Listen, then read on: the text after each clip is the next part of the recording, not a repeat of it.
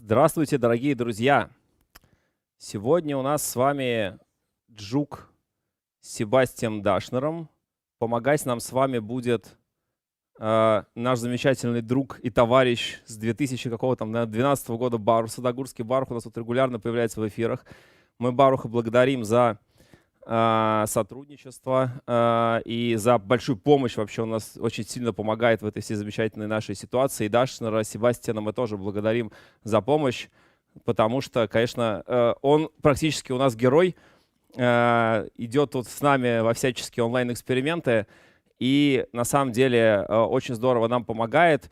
Вообще сейчас, конечно, мир с переходом в онлайн очень сильно поменялся, и для спикеров, вообще говоря, онлайн — это такой интересный челлендж, потому что, ну, все мы с вами понимаем, что конференция и митап — это такой нетворкинг, общение, все в этом духе. А что нам дает онлайн? Вот нам сейчас и предстоит разобраться, и мы активно разбираемся.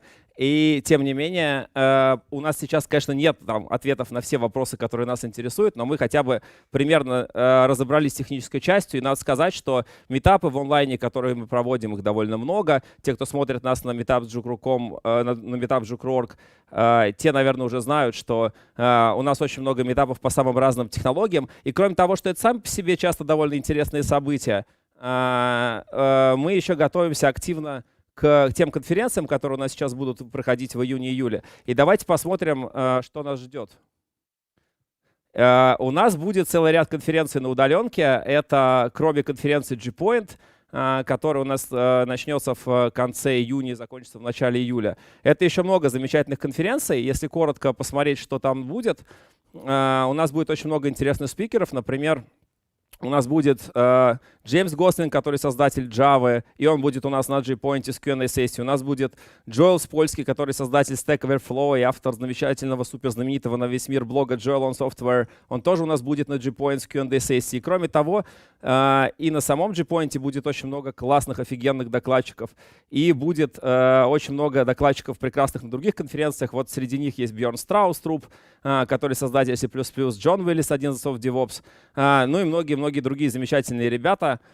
Все подробности вы можете узнать на сайте live.jukru.org, где будут все детали. Если очень коротко, то у нас будет там, по-моему, что-то около 250 спикеров в сумме на этом замечательном мероприятии. Если вам интересно, то заходите на live.jukru.org и покупайте замечательные билеты на наши замечательные конференции. Вообще говоря, мы видим, как народ переосмысливает все происходящее, видит, как сейчас адаптируется к тому, что происходит, видит, как меняется ситуация, видит, как меняется мир, и народ начинает осознавать, что все-таки новая онлайн-реальность есть.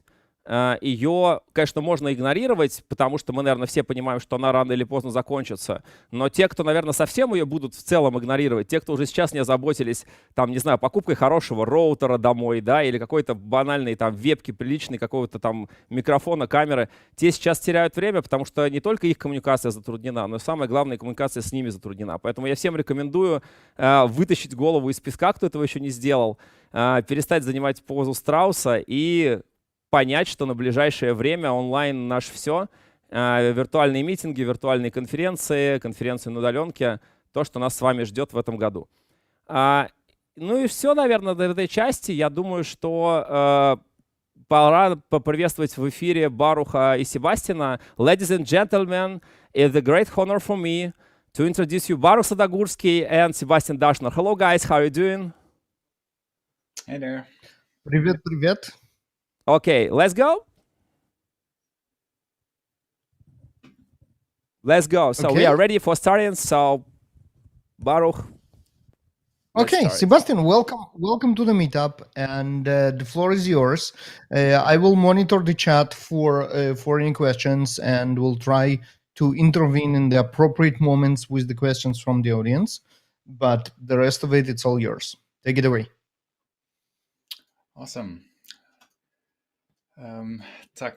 Всем привет. Меня зовут Себастиан. Я работаю в качестве евангелиста программного обеспечения для IBM.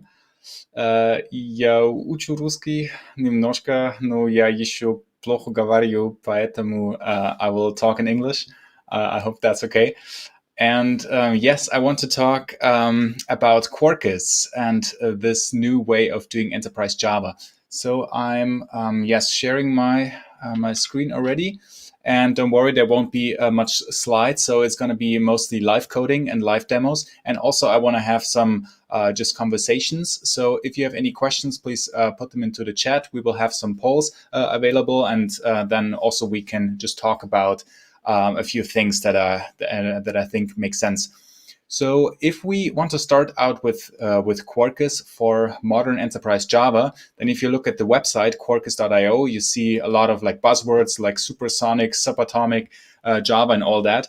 But besides all of this marketing, I want to show you what it is about and why we might care about this new way of doing enterprise Java, especially if you already have knowledge with Java Enterprise or with Spring and what that means for this new way of doing things.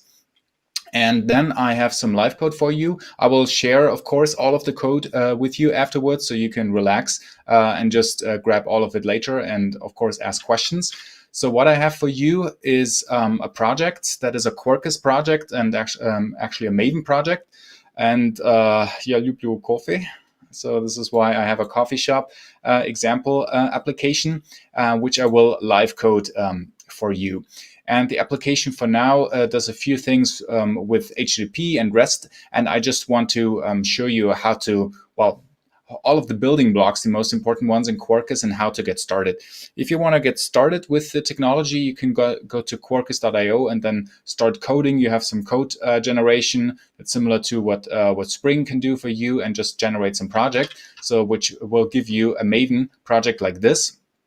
Let's have a brief look. That is just a Maven project with some BOM from Quarkus, and I introduced some dependencies here. So if you're familiar with enterprise Java, this looks a little bit weird at the beginning because you have to pull in many small dependencies. For example, for how to enable REST and how to enable JSON binding and a few other things that we will talk about. I have a bunch of test dependencies, and I use JDK 14. I hope you're all working on the latest Java releases already. So that works with Quarkus, and I use the version 1.4.2. And yes, let's get started. So basically, in order to build it, I build it in the way how you would build any Maven project. You can do Maven install if you want, Maven clean install, Maven clean package, or just Maven package, which will just build the project, and then also does a plugin that is called build Quarkus Maven plugin with some build phase. We will talk about that in a second. And basically what that produces is some jar files here on the target that are actually quite small. We will talk about that as well. And then in order to execute this Quarkus application, what we just do is java-jar, and then we run this application coffee shop runner. So similar if you come from a Spring background, this is quite similar to Spring Boot, and you see actually it starts up very quickly. And this now listens on localhost 8080. So I will walk you through the code in a second, but just quickly, let's grab the project here. What I will just do, I use in the command line, I use curl to access some REST resources here, localhost 8080, and I have some coffee orders that we can access. And then it says, okay, great, 200, okay, my application is running, and that gives me some output already. So I'll show the code, and then we can actually live code something finally. So just to get started, I have some coffee domain. And this is the entry point for what I just did, the HTTP resource. So these annotations, if you're not familiar with them, that is called JAX-RS. It's a standard for RESTful web services. If you think about it, it looks very similar to what you can do with Spring, right? With Spring REST controllers. You have like slightly different annotations, but it's pretty much the same. You just do some HTTP mapping with JSON. And then what we do, we can get some coffee orders that gives us a JSON array. We can get individual orders. We can order some new coffee by posting something here. And now, if you come from an enterprise Java background, then you might know all of these annotations that looks familiar, right? And that is already a good point, I think. You don't have to relearn again from scratch all of the APIs, because I think there's no point. That's boring, right? Why would you reinvent the wheel all over again? We already have more than enough APIs for doing REST stuff, I think. But that is supported. So Quarkus supports enterprise Java APIs like JAX REST CDI, which we'll see in a second. And if I have a look into my domain, that is a coffee order that has some like type, some status, and so on. And you see that I can map this declaratively from JSON into my domain here. And then I basically say, well, just order some coffee, and it will just store it for now just in memory. This is also a CDI bean, right? You can add inject everything here, so there are no surprises here. And then we order some coffee. Okay, so that's basically it for the domain here. And I run this example, and then I can already do some things here. Now, what's already interesting is how that is being built. And also, let's stop this again. What is one thing where Quarkus really shines, I think, is the developer experience and the workflows we can build. So if I would change some code here, right, what would I need to do in order to see the change being reflected while developing, right? Well, I would need to rebuild it and then restart it, which is too slow, actually, to be honest. Why? Because it takes a few seconds, right? If I do the Maven build again, that was like 6 or 8 seconds, right, and then start it up, that is too slow. But what I can do, I can run this Quarkus :dev mode for the development mode that comes from this Quarkus plugin. And what it does, it starts up my application in the development mode, where it will listen to some changes, and where I can just say, okay, now I get the same coffee orders again. But if I change something, then the change will be there right away. So let's do this. Let's change something here. What I will write is just some health check. So what Quarkus supports is the MicroProfile health checking. That comes in handy later, because later we will do some Docker and some Kubernetes stuff. So what we will do, we include a readiness health check. That is also an application scoped bean, and this implements some MicroProfile API, actually, some health check here. And then let's implement this. Yes. And this is going to be a default health check response up. That is called coffee shop. So that's basically it. And then what we can do, we can actually reload this already, because what it will do, it will see the changes and quite quickly just restart my application. So orders don't have any changes here, but if I go to health check, then it shows me this health check here. That is a known URL for the health check of the coffee shop. Now let's change something more interesting. If I say, let's build up a named health check with, for example, some data, hello world, right? And then we change this on the fly. Then if I invoke this URL again, then I see if I'm, down. Of course, it should not be down. It should be up, right? So I can change this again. Then it's actually not down, and server is unavailable, but 200 okay. Now the status is up again, and I have some data, hello world. Or of course, if I say, let's try this out.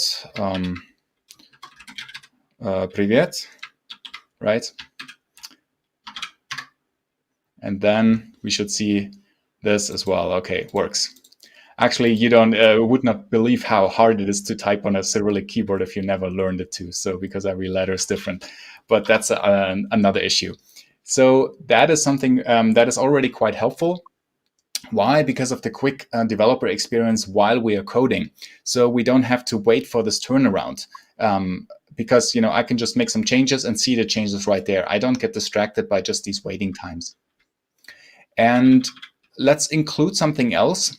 Let's include some quick configuration, because also what works, if I say I want to inject some configuration, MicroProfile config is also supported.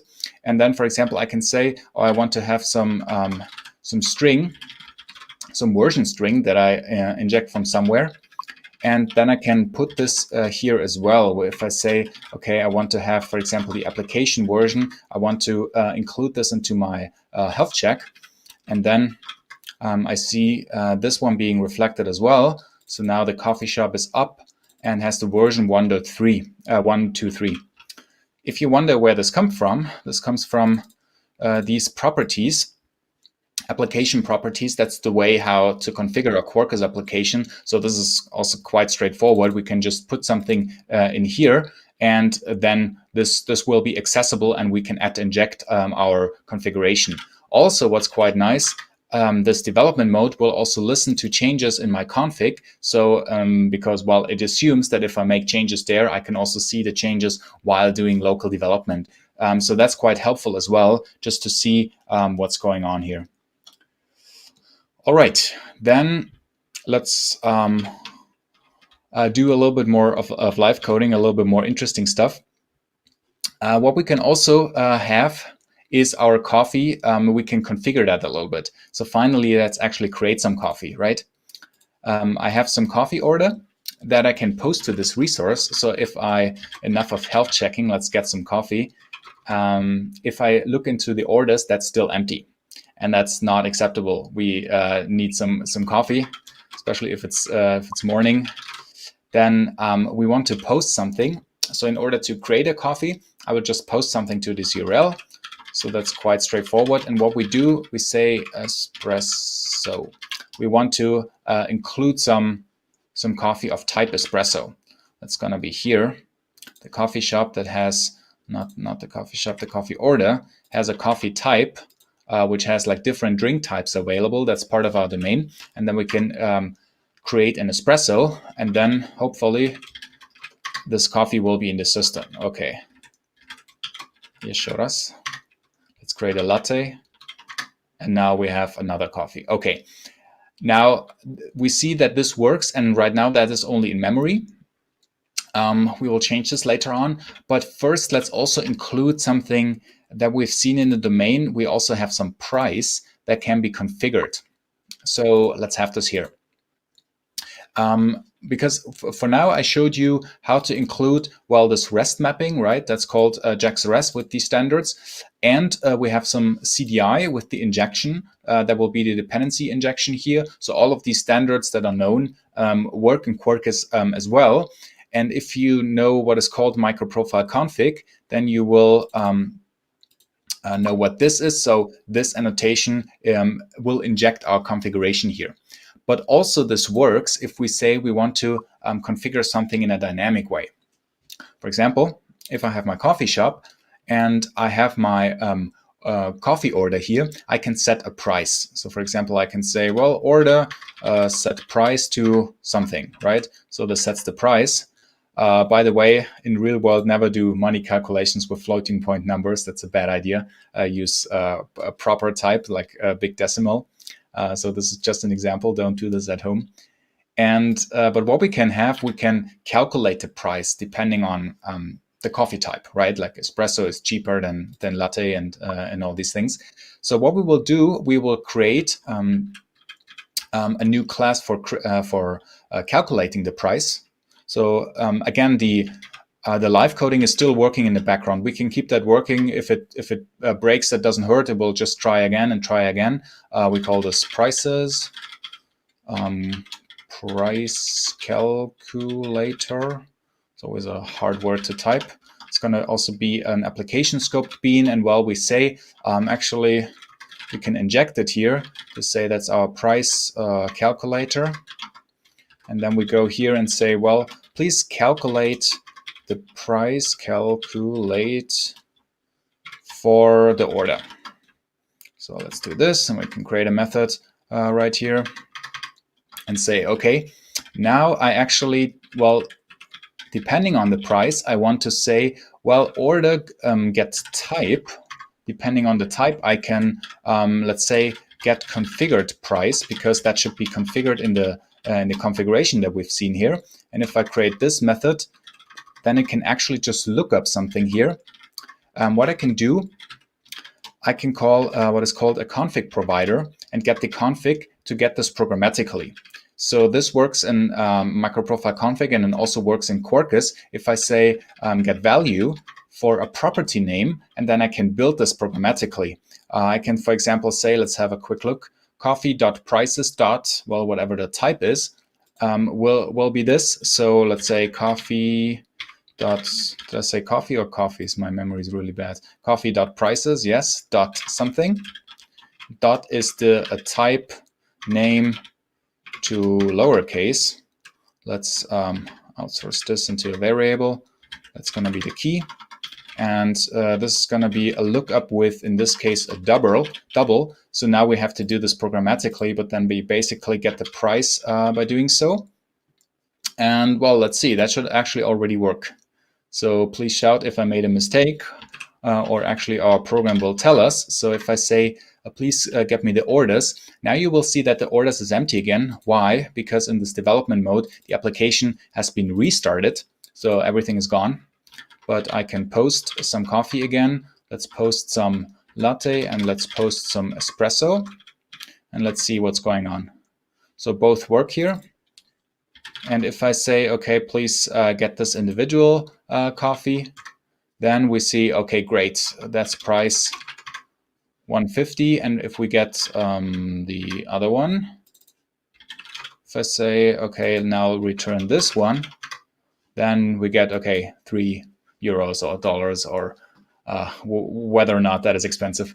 And now you see that this is how we can make some configuration changes to get some config dynamically. But also what I wanted to show you is that you actually just can keep coding and, you know, make mistakes and make compile errors while the development mode is running in the background. All right, so for this first thing, how to get started, are there any questions already? So if you have a look, Baruch will monitor the chat. Just questions. Okay, then let's do the second round. A lot of questions. Okay.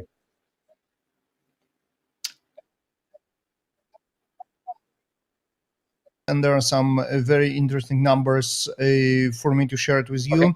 And as you might expect, 86% of the people in the chat actually use Spring for their Java enterprise development. 1% uses J2EE. Seriously, we need to have a talk with those people. 3% uses Java in Jakarta, 3% uses Quarkus, and 3% uses plain Java and servlet, and 4% uses other. So this is that. Obviously, Spring is controlling the market. We're going to talk about that in a second. Familiarity with Quarkus, about half and half, never heard about it and seen it. 70% tried it before, and 2% actually use it in production, which is surprising and interesting. What else? For application startup, it's all over the place. It's kind of a very nice bell curve. 13%, 2 to 10 seconds. 28%, around 25%, both 11 to 30 and 3 minutes to 10 minutes. The majority, 35, is from half a minute to 3 minutes, and there are 3% that probably uses. Those are the people that use J2E, I guess, more than 10 minutes. So yeah, that's like a perfect curve. What else did we ask? How long does their application start, rebuild, restart on your development environment? And here, obviously, the results are a little bit different. 2 to 10 seconds, 30%, 11 to 20, 25, 20 to 60, 25, and then another like probably 30%. We're talking about minutes, 1, 2, 3 to 10, etc. So basically, I would say that's probably relating to the first poll. Spring is making life of a lot of people pretty easy, right? The startups are decent. The reloads are decent, and that brings me to the first question. If I replace your face with face of Yevgeny Borisov and replace some strings in the import, I'm getting the exactly same Jagru meetup about how to get started with Spring Boot. Yep. So my first question is yes. What is the difference? Why we need another Spring Boot in our lives?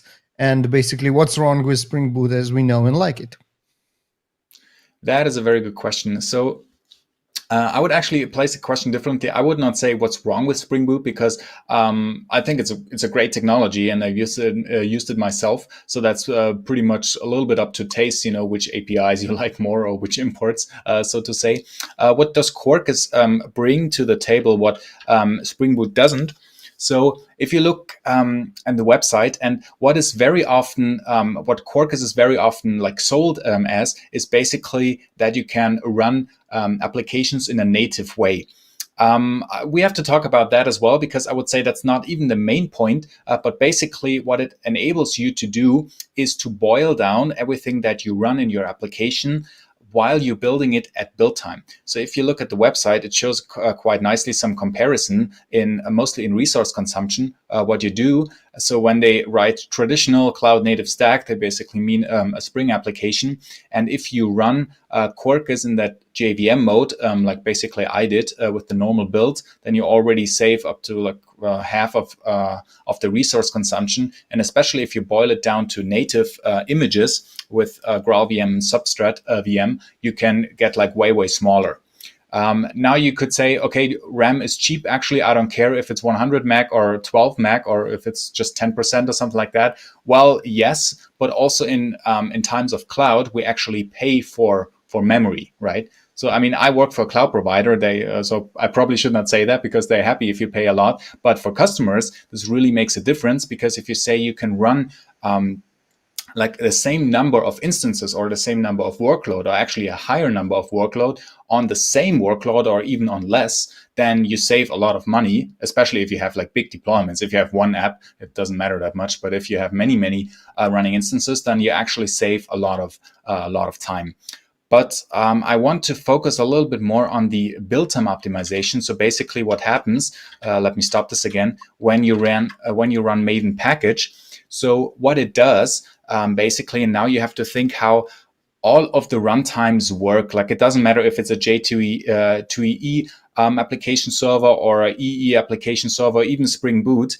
Basically, when you start your application, the framework or the runtime, it searches for all the things you put together, right? So all of these nice annotations like are very handy for us developers. They're great. But for the framework, it's really bad. Why? Because it's a lot of indirection, right? I specify I throw some annotation on it at path, right? Or at Spring REST controller or at something. And then, just like fairy dust, it just magically happens that this now becomes an HTTP resource. But what the runtime has to do, usually at runtime, is to go and search for all of these annotations and then put it all together again, what you just declaratively specified. As a developer. Now, but this is what happens at build time. Why? Because that what Quarkus does here at build time will already prepare everything and do some what is called tree shaking, like throw away all the resources that you actually won't need afterwards anyway, which takes a few seconds here. So this adds up, I don't know, like a few tiny seconds to your build time. But then what you get out of it is a highly optimized Java code. It's basically, you get rid of all of the reflection and all of the indirection, all of what is called inversion of control. You get rid of it and you replace it with actual code, as if you wrote your application, from scratch, including all of the actual Java method invocations and not indirection and reflection, basically. And this saves you a lot, even in JVM mode. So I'm actually, for a few reasons, and we will talk about this and DevOps and some other things later, but already the JVM mode, just running this application like I did, saves you a lot in resource consumption and also startup time. So what we see here, and my laptop is already a bunch of years old, but even on this one, it started up quite quickly, just to get the first response. And if you compare it with some Spring Stack, this basically adds a lot. Plus that developer experience with this development mode. It also works in Spring. It's not as nicely, you think I have to configure a little bit more. But that is also something that's really beneficial while you're developing. I mean, it's really fun to just use it and change something while developing, and then see the changes immediately being reflected. So I think that is these are the main things that the Quarkus brings to the table and why developers should care about it. Nice. So we will get back to the question how developer mode works, but to make it more interesting, so obviously why it's better than Spring Boot was an easy question, and now here comes the hard one: how it is better than Micronaut, which it looks very similar. It gives exactly the same advantages, and they actually list the same advantages over Spring Boot and over Quarkus on their website as well. Yes. Well, the benefits over Micronaut. So what Micronaut does, at least in its initial version, is that it comes with its own API. You have like also some REST APIs and slightly different annotations, and you can build your applications in that if you want to. But compared to both Spring and the more Java Enterprise world, it does not support as many features, especially if you compare it, well, actually both to Spring and Quarkus. So the support of what I would call, a reasonable or a more at least 95% of the use cases application is covered really well by both Spring and both Quarkus. So this is what I found quite surprising with Quarkus. A little bit more than a year ago when they announced it, the first version, it already came with a lot of stuff. So I found this really, really interesting that it's not just, it's not just a toy and it's not just a proof of concept. Like from day one, when it was out there, you could already build reasonable applications. It has it had persistent support. It had support for, all this JAX REST and CDI, it could do reasonable things. And even now what basically Quarkus does, it does not support all of the Java EE APIs, because let's face it, you don't need all of them and you don't care about a lot of them. And whether you want to do EJBs or whatever, but Quarkus substitutes the things that you would like to have with pragmatic substitutions. Like EJBs, for example, have some schedules annotation, which is a very nice feature, and Quarkus has its own scheduled annotation that looks very similar. So it fills these gaps. But compared to Micronaut, it comes with many more features, and you can have a look at the guides and at the features and dependencies list there. So pretty much everything you need for a daily work and daily application is supported there. So that's my comparison to Micronaut. Yeah. Okay. So fair enough. Yeah. Mm-hmm. One, I think, more of a conceptual question, and then a couple of very hands-on question. The conceptual one is how difficult is to migrate from, let's say, Java EE 7 to Quarkus? Or we can broaden the scope and speak about how it is to migrate from everything else, from Spring, from whatever people use. Yes, that's a very good question. So I can say, because I actually migrated a few real-world applications, mostly for fun, and to see whether that's possible, to Quarkus.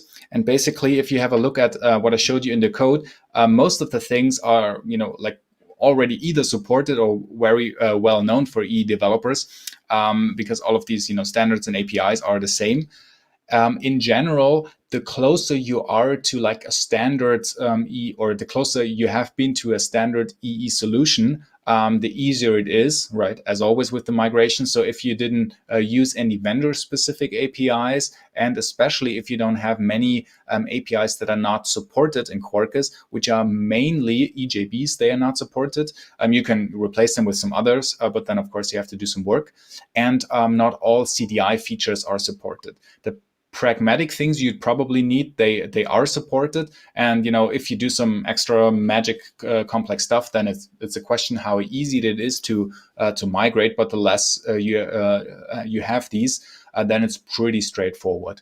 When it comes to configure your application, you will always have to migrate some things also from Spring, of course. So with this properties approach, which is, well, it's quite straightforward. So you could probably list all of your configuration right there.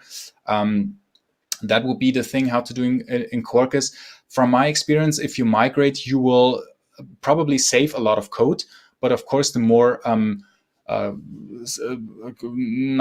complex, but the more special things you have, the more work you will have to do in order to migrate. When it comes, that's for EE.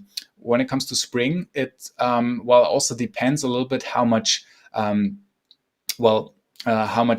special own code, custom code you have, because Quarkus does support. I would be a little bit cautious when I say support. Support Spring. What Quarkus does, it maps the well-known, the most important annotations in Spring to the concept in CDI or in Quarkus actually. So, for example, this application scope, is like another singleton scope bean, like Spring would have with at service or at component. So these are basically mappable one-to-one, and then you can map, probably a lot of the code, like more than 80 or 90% of your project's code. But I have not done this myself, like migrating a Spring application without changing much code to Quarkus. So some things are supported, but then I would, see what works out of the box. So in the worst case, if you want to migrate Spring to Quarkus, then you would have to rewrite the configuration pieces that you would do with Spring Boot with these annotations as of today, just to some Quarkus concept, which mostly means change some annotations basically, and that's pretty much it. With the integration work, you would need to see, because Spring Boot integrates a lot of things, right? Like when it comes to some infrastructure means or security or whatever, you would see how to migrate that to another more modern cloud stack, for example, with your cloud provider or whatever you use. But that's basically it, what you would need to migrate. So it's definitely possible. And especially if you have an existing EE stack like EE7, that should be, or I can say this because I've done that, that would in most cases be quite straightforward. Yeah, that's very nice to hear, because obviously, it's only me and you that have the luxury of starting from scratch. Most of the people have existing code that they need to battle with. Okay, more polls are coming in. The question, what do you do while your application redeploys? The answer are, as expected, all over the place. People drink coffee, drink vodka, mostly social media though, but also doing emails and chatting with colleagues and everything. In terms of how you run your Java application, 30%, the most of the people actually deploy in Kubernetes. Surprisingly, 23%, very high for me, I think, use Docker Compose, which is kind of weird, but okay. Yeah, and then about 15% doing jar files in virtual machines, 12% doing ER on application servers, 6% do OpenShift. So yeah, again, all over the place. Kubernetes is leading, and Docker Compose. It's hard for me to trust the 23% run production applications in Docker Compose, but okay. Another one. Yeah, that's kind of weird. Okay. Another one is how people decide on technologies.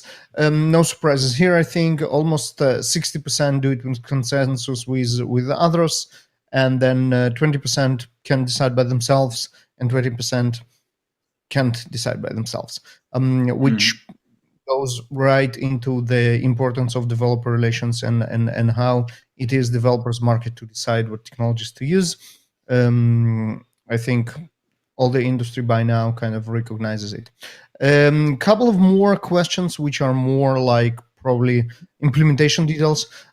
First of all, regarding the development mode, I think everybody got it correctly, just to make sure. It is still recompiles and restarts the application in development mode, right?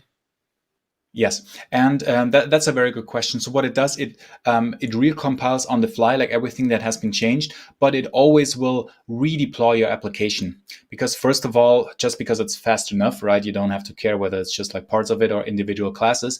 And you will, because I know this because I talked to some engineers, in most of the cases, you will come up with a more consistent result if you say, okay, don't bother swapping individual classes, because what happens if you have some beans that do have some state and some are differently scoped than others? So it's just easier to wipe it and redeploy your whole application, what you saw before. So my coffee was gone, and then it will do just this. So we can start this again, actually, Quarkus, That's a good point. So it listens to your code files, and then we'll just like do this redeployment. What it also does, which I think is pretty cool, it out of the box listens to the debug port. So actually you can do make some debug, which I will show in a second as well.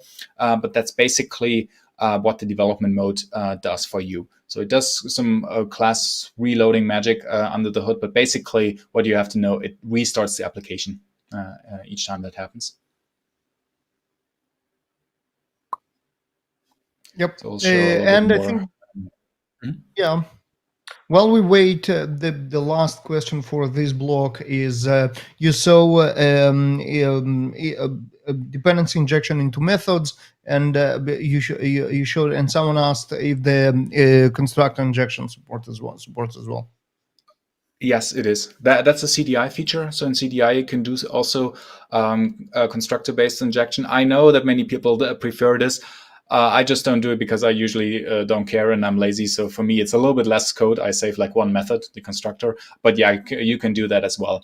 And in this case, you can actually have a look at the guides. They're in general quite helpful. Quarkus even supports some more, not standard features in CDI or context. Where is it? Context and dependency injection. So this guide will show you what is like a non-standard features. So it's actually even easier, easier. You save like one annotation in a few cases. You can inject some things. I think you can inject even some constructor without specifying like the inject all the time. So if you're bean matches and things like that. So there's a little bit of syntactical sugar involved, but yes, it works. You can do constructor-based injection as well. So that's in general, that was always a CDI feature. Yeah, I mean, the discussion of should we do construct injection or property and method injection can go forever. Here's an interesting question. Anton Arkhipov, he used to be product for JRebel, which obviously took another approach to hot reload, not restarting, but actually patching classes on the fly. And what he very reasonably claims is that it's fine, the auto restart is fine as long as the start is fast enough. But if you have 2,000 classes and state that need to be initiated, maybe some preheat of caches, maybe some data loads, the hello world startups, start times are not applicable anymore. And then the question is, does it really hold water, the whole idea of let's restart everything for every little change? Yes, that's actually a good point from my, and he's absolutely right. From my experience, it's actually not that much the number of classes, like in Quarkus, number of classes, but already if you include some persistence and of course like some caches, because then you would need to do more when restarting, like reloading things and heating up caches. Yes, that can become, a thing where you actually have to wait longer, at least up to a few seconds. That was the worst example I had with Quarkus now. If that is not enough, so especially if you have like a huge application or actually have to wait on some external things or some caches, then it might actually help to go with different approaches to say you do not restart it, but you point some. I mean, right now there or as of today there are multiple ways to do this, right? Like even your IDE can do a lot of like hot swapping of in debug mode, for example, which is not as consistent as restarting everything, of course, but in many cases it gets you a faster result than just restarting everything. Then this might make more sense for you, yes. So like JRebel is one example, obviously, but also I had quite good success with some plain Java applications with the debug mode of IntelliJ, so that can also hot swap stuff on the fly, but then it really depends on the type of the change, like what you actually change in your class files and how you change the class construct or not, at least from my point of view, but I'm certainly not an expert on that field. But this is what I would, so if somebody has that problem, where I would look into it, like where I would start investigating. Yeah, I would say one of the reasons why we care less those days is obviously microservices. We actually write smaller applications that by definition should start faster, and that's because 12-factor app, that's because running in the cloud, that's because we cannot allow ourselves having applications which start slow because of the cloud. So we kind of got into this situation when we have fast starting applications, not because of the reload, but then the reload is simplified because we really don't care because the startup is so fast for other reasons. Yes, exactly. And that's actually a topic where I want to continue and emphasize a little bit more. So going back to the poll question, like what people do while waiting for redeployment, and especially not only the production redeployment, but also redeploying, or especially redeploying while developing. This is a really big one for me. Also a topic of my interest, like how to be more productive while working, and especially because we're humans and we just get distracted, right? Especially by social media and checking emails, right? That is just the worst thing to do. Like, it's better to make some coffee because, then you just drink some coffee and then you continue. But what happens if you go to social media and email, you just get distracted, right? So if you redeploy and you start your test, and if you have to wait for 5 seconds, 10 seconds, then it's over. Because of course I will open up my email program and then I see this new email and then I have this context switch and I get this question of, and now let me just reply on it, and your focus and your attention is gone, right? Yeah. So this is actually what I want to fight. To your code in like 10 minutes at best. Yeah, for sure. So there are tons of other questions. People really love the stuff that you are doing in our Q&A, but I think I will postpone it to the next block, and we will get back to some code now. Sounds good. Yes. And especially on this topic, like how to especially get fast feedback, that is a really important thing. And in general, it's not about the technology, with any technology, and it's actually possible with any technology. If you do Spring, they also have a dev mode. If you do plain Java, you can use some hard reload functionality. But in general, it's just that way of saying you make a change. And then what happens, how long do you have to wait until you get some feedback? And the feedback usually means, okay, do you see whether your change works or not? And now I just changed things on the fly and tested it manually. But testing is actually a good point, because I have two type of tests here, just as a very basic example. Sorry for interrupting again. Yeah. One more comment that I forgot to mention. We see a second cursor on your screen, and we try to debug from which of the levels of the translation it comes. Might it be? Yes. Thank you very much for getting rid of it. Perfect. Oh, interesting. That was shared from this one. Okay. Yeah. Sorry for that. I have a bunch of computers here and all of them have annoying cursors. Which is fun fact. I actually built up a keyboard shortcut to move my cursor out of the way because it's so annoying. So, that's another thing. Use your keyboard and you'll be more productive.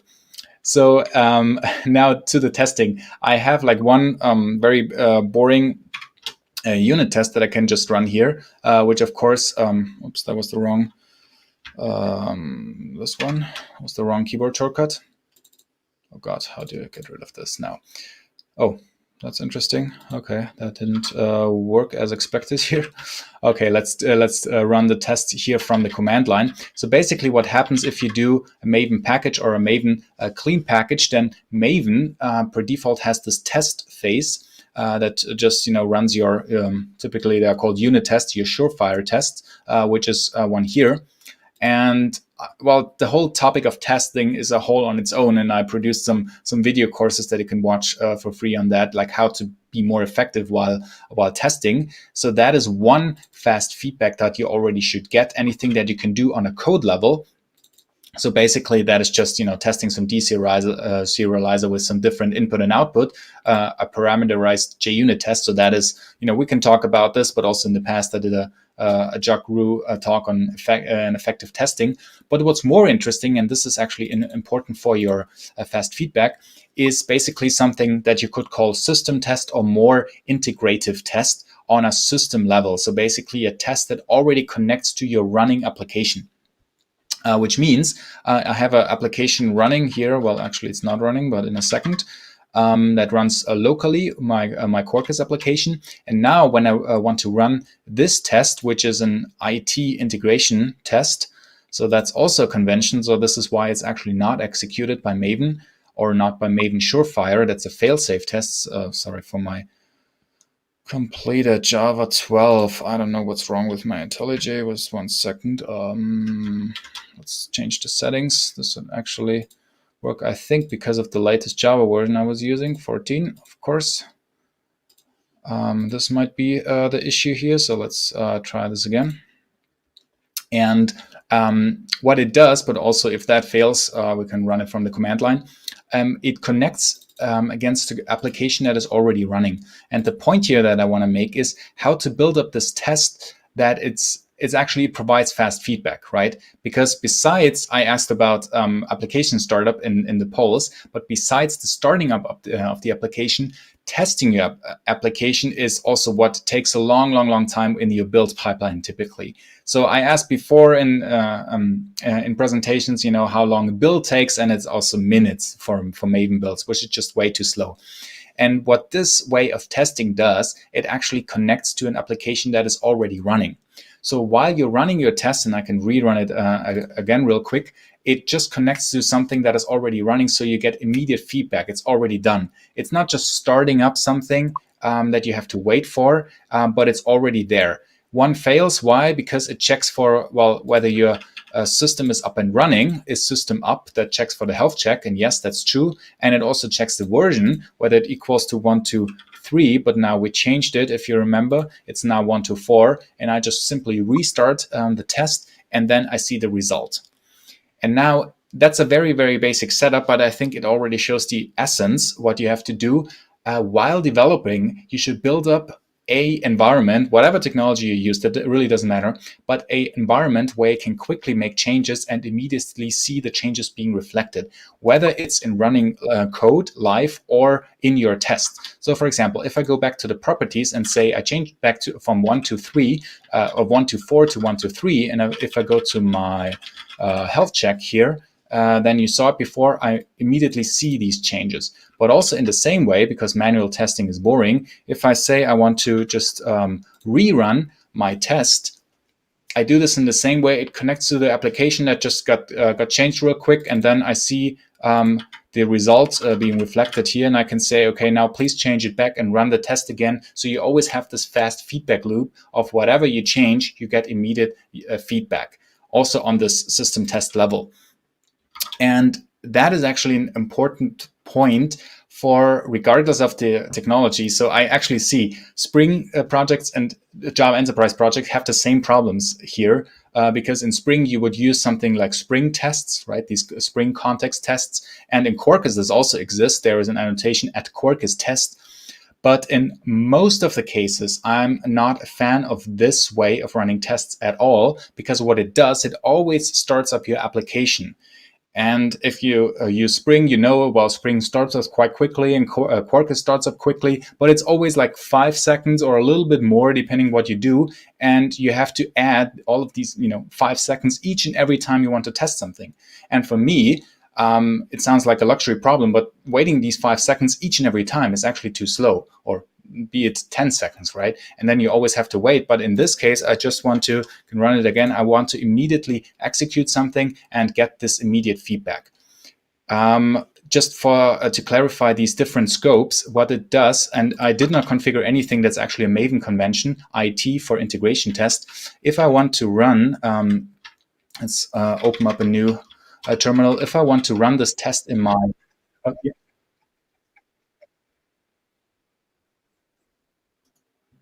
Sorry, there was an. Go ahead, Sebastian. No, it's all good. Okay, that is the way how to run these integration tests with failsafe, if you want to run it in Maven. So that does not execute your Surefire, your unit tests, but only the integration tests here, and that basically runs this IT and also now works, and you will see the same, error if it fails. Here, if you want to do it on the command line. So that also works, but the point here really is to write a test that just executes quickly. So in my case, I'm a really big fan of plain JUnit tests. They run really, really quickly. You can run hundreds of tests in no time. And what this does, that is just an abstraction, a delegate, if you want, a lower abstraction level, how you execute your test. So if you say, well, is system up? What should it actually do? It goes against my health check and sees, well, is it actually the status up? Or get the application version and things like that, right? Like proper layers of abstraction that just make the test code easier to write and easier to read. And again, this executes very quickly. So I think this is a very important point when building up testing in general and how to execute this quickly. Okay, now if you say, well, that's a nice, an easy, cute example for just hello world, but what happens if I have a more, sophisticated way? Well, after some quick break, I will introduce some persistence as well, but I can already point you to some video and additional resources that you'll also get later on, the links where I actually show how to run a more sophisticated environment.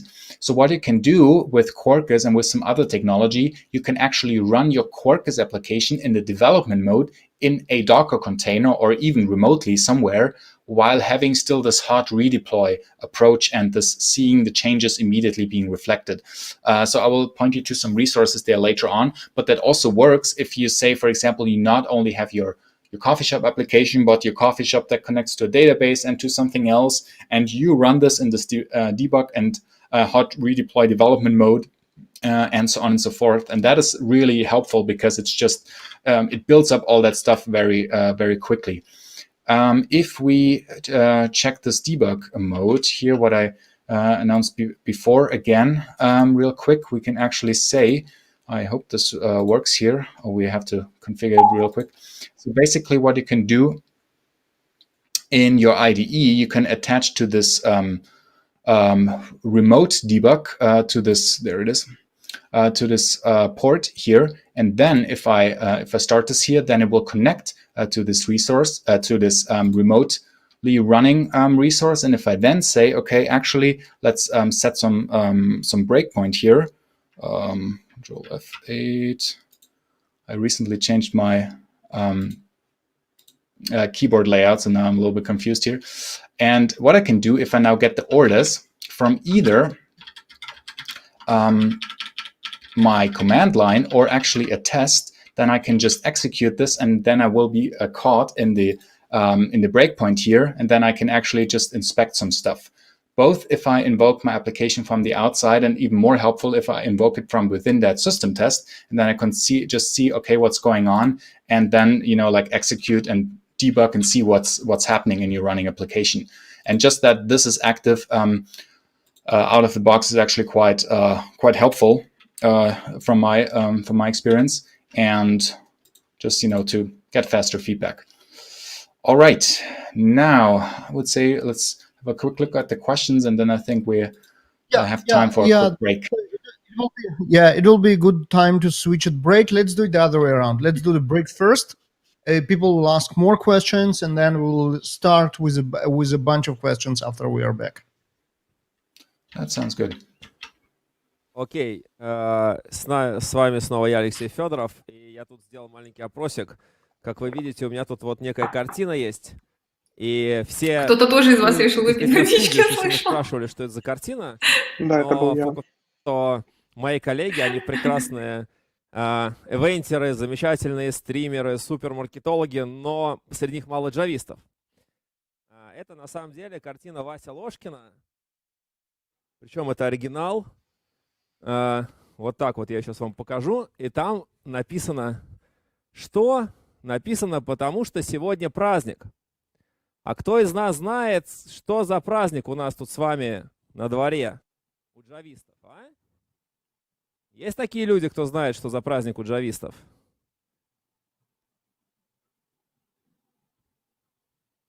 У джавистов на самом деле очень большой праздник. В эти дни Java 25. И очень круто, что технология растет, развивается.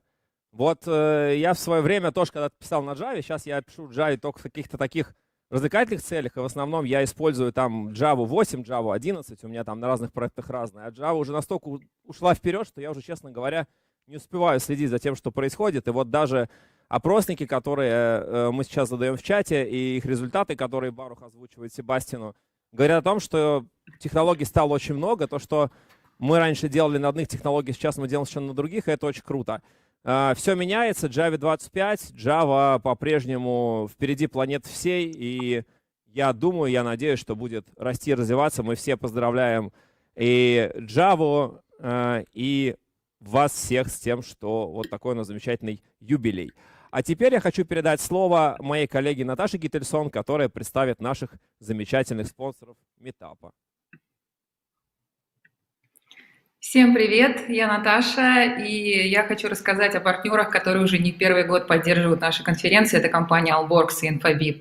Прямо сейчас у нас на связи Рома Гагарский из компании Allworks. Их команда разрабатывает плагин Jira. И мы, кстати, в JPoint Group его активно используем. Рома, привет!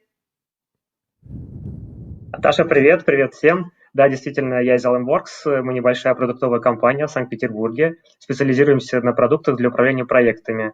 И основные из них, да, действительно работают в экосистеме Atlassian, добавляя функционал к таким большим продуктам, как Jira и Confluence, с которым, наверное, большинство из вас сталкивались. А среди наших клиентов есть такие громкие имена, как Twitter, eBay, PayPal, вот JPoint, конечно же. Вот недавно мы запустили новый облачный продукт, который добавил новых интересных задач как разработчикам, так и админам. Если интересно узнать больше, как мы устроены изнутри, пишите, будем рады познакомиться. На этом хорошего всем митапа и вечера. Давайте смотреть дальше. Большое спасибо, Рома. Ребята, если вы хотите пообщаться о разработке на платформах Atlassian, либо просто поболтать с разработчиками Allworks, то пишите им на электронку. Все контакты вы найдете внизу под видео. И второй наш партнер – это компания InfoBip. Это компания, которая фокусируется на разработке решений для коммуникаций. Прямо сейчас у нас на связи Мухаммед Каранашев. Мухаммед, привет! Всем привет, меня зовут Мухаммед Каранашев, я работаю в компании InfoBip. Мы разрабатываем SaaS-решение, которое позволяет бизнесам доставлять сообщения своим клиентам через любой канал связи, на любое устройство в любой точке мира. Каналы связи – это, например, смс-ки, пуши, e-mail, сообщения в разнообразных мессенджерах. Кроме этого, наш продукт генерирует разные отчеты, помогает клиентам анализировать эффективность их трафика, например, производить АБ-тестирование. На нашей платформе работают, например, пуши от Uber при переезде такси, смс-ки от Райффайзена при приходе зарплаты, одноразовые коды для двухфакторной авторизации, аутентификации при логине ВКонтакте.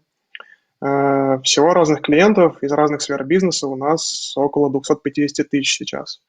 Обрабатываем мы 7 миллиардов сообщений в месяц, но хочется, конечно, больше, быстрее и надежнее. Поэтому нам нужны люди. С чем мы работаем? Наш стек базируется в основном в Java-экосистеме. Пишем мы на 11 Java, на Kotlin, храним данные в Redis, в Ignite, в Hazelcast, в Cassandra, в ClickHouse, где только не храним. Присылаем данные мы между всей этой инфраструктурой с помощью Kafka. При этом команды достаточно автономные, могут сами выбирать используемые технологии. Так у нас есть несколько .NET команд. Пишем мы фронтенд, то есть есть возможность развития. Из-за коронавируса работы стало только больше, так как мы предоставляем медучреждениям России и других стран СНГ бесплатный доступ к своей платформе для информирования граждан о ситуации, связанной с пандемией. В общем, есть чем заняться. Присоединяйтесь к нашей команде, ссылки на вакансии и контакты в описании. Всем хорошего митапа. Большое спасибо, Мухаммед. Ну, как Мухаммед и верно заметил, что если вы хотите пообщаться с ребятами из InfoBip, то все ссылочки вы найдете внизу в описании к видео. На этом у нас все. Хорошего вам митапа. Наташа, большое спасибо. Говорят, что у нас тут фантастически быстрые рекламные перерывы, поэтому, поскольку у нас еще есть пара минут, я воспользуюсь случаем и снова прорекламирую вам конференции, которые у нас будут в ближайшее время. Мы выйдем в эфир, в такой большой эфир 15 июня. Первыми, по-моему, я сейчас могу ошибаться, у нас конференция по тестированию Gizenbug и конференция по .NET.Next. И вот прямо сейчас параллельно на том же сайте meetup.org у нас идет шоу «Ошибка выжившего». Там у нас Артем Ярошенко и Сева Брекелов делают что-то по тестированию, рассказывают какие-то штуки, фичи, что там у них интересного в тестировании. Если вам, дорогие мои друзья джависты, интересно, что там у тестировщиков, что там в DevOps, что там многопоточные и распределенные разработки и так далее. Специально для вас у нас есть замечательный билетик Full Pass, который дает доступ на онлайн всех наших ближайших 8 конференций. Конференции начнутся 15 июня, закончатся, кажется, 10 июля. Будет 4 недели адского стриминга от Jukru Group. Ну чего, возвращаемся назад к делу. Gentlemen, welcome back to live broadcast, and let's continue the show.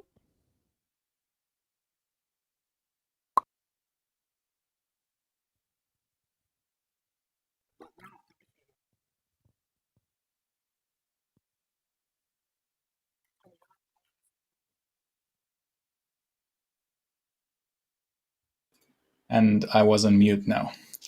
I just had to find the correct window of all of the 200 to unmute myself. Yeah. Okay. Welcome back, Sebastian, and let's get to our questions. And as I mentioned, there are a lot. So the first question about testing, I'm not sure. Maybe I'm missing something. Why it is even required? But someone asked, how do you test your applications in the native mode? Can you compile them to native applications and then test them? Yes. That's a simple answer. So it depends what type of test you want to run. I think the only answer to the question that really makes sense is to have something like a system test or an integrative test of having a running application and then you connect to it, because anything code level does not exist anymore when it's in native code, right? So you cannot have a unit test, native mode. That doesn't make sense.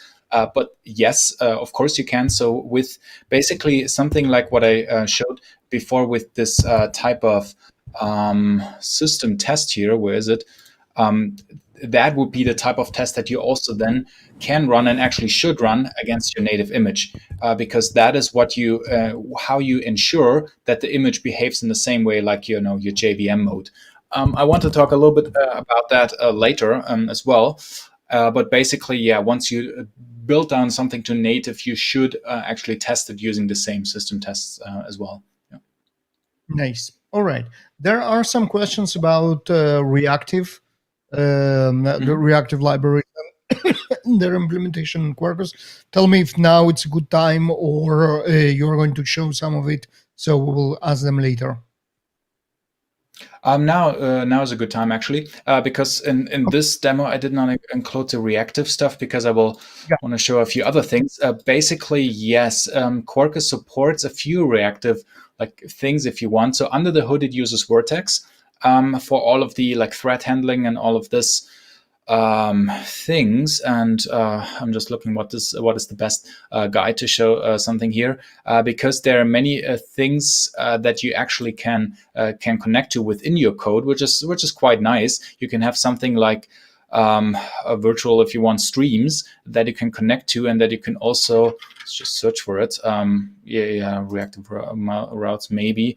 So I'm just thinking about what is the best guide to show some examples here. So maybe this one with reactive messaging, where you can actually using some annotations like incoming and outgoing connect to something that is like a stream, either an actual resource like a Kafka topic that you connect to, or AIM-QP or whatever you want to have, and use this within your application. So this integrates, well, I would say quite pragmatically, because not all of them, or actually not many of the EE standards support some reactive paradigms as of today. But Quarkus tries to fill in these gaps that you can also have some code support, basically, support this within your application, and then connect to them. So here's some example that basically says, okay, this can act somewhat as some glue code, where you have some incoming and outgoing stream to some, I don't know where this comes from. Yeah, some AIM-QP queue, for example, or some Kafka topic, and then just stream them through using this connector. So yes, this works in Quarkus. I don't have a overview in my head with all of the things that are supported, but definitely Kafka streams, reactive streams, AIM-QP, and I think the most important building blocks you would use there. So yes, reactive is definitely supported, and also the way how Quarkus is built internally, on top of this Vertex, makes sense, I would say, to use these workloads. Yeah. Yeah, and that what you showed brings another question that actually a couple of people asked. It looks like there is entire zoo of reactive libraries with frankly different execution models which are in play, right? So there is Mutiny and Vertex, and there is Java that is used under the hood, and then completable futures and Reactor. They are available within mappers, and all of them have different execution models: blocking, non-blocking, four-join pools, and back pressure and with and without and what's not. Is there like an idiomatic way to work reactive with Quarkus? An idiomatic way. Well, yeah, that's you mentioned a few really good points, especially the different execution models and whether you have support for back pressure and all that. And yeah, of course, this needs to be handled. What I found. I have not looked into all of them, but what I found quite helpful was this way how Quarkus implements them or enables them using basically these declarative APIs that are somewhat standard and somewhat just Quarkus specific, where they're trying to somewhat encapsulate these building blocks that you have some glue code if you want to connect to them. You definitely have to look into like this documentation in detail, what that means for especially connecting like two different approaches or two different execution models, whether all of the like details and behavior are supported. But that's basically what I would somewhat see as the best practice or the go-to way to start with. So especially these guides, I have found them quite useful. I would look into them first. Yeah, that makes sense. So I think that's pretty much all for now. Let me see if there. Well, no, there are a couple more. Question kind of related to that about libraries that do pretty much the same. For example, HTTP request handling. There are libraries in Quarkus that allow you different ways to do the same. So again, how do you select the canonical, the idiomatic one?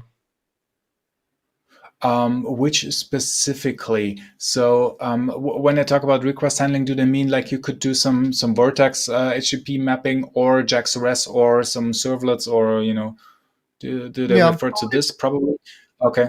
Yeah. Then what I would personally do then, but that really also depends on your team. What basically, in this way, it's a question which APIs to use when you have multiple choices. Then I would, use what is the closest to a standard, quote unquote, or what you or your team are familiar with. So, for example, with HTTP handling, then I would personally use JAX-RS because it's widely supported, widely known, and it's a standard.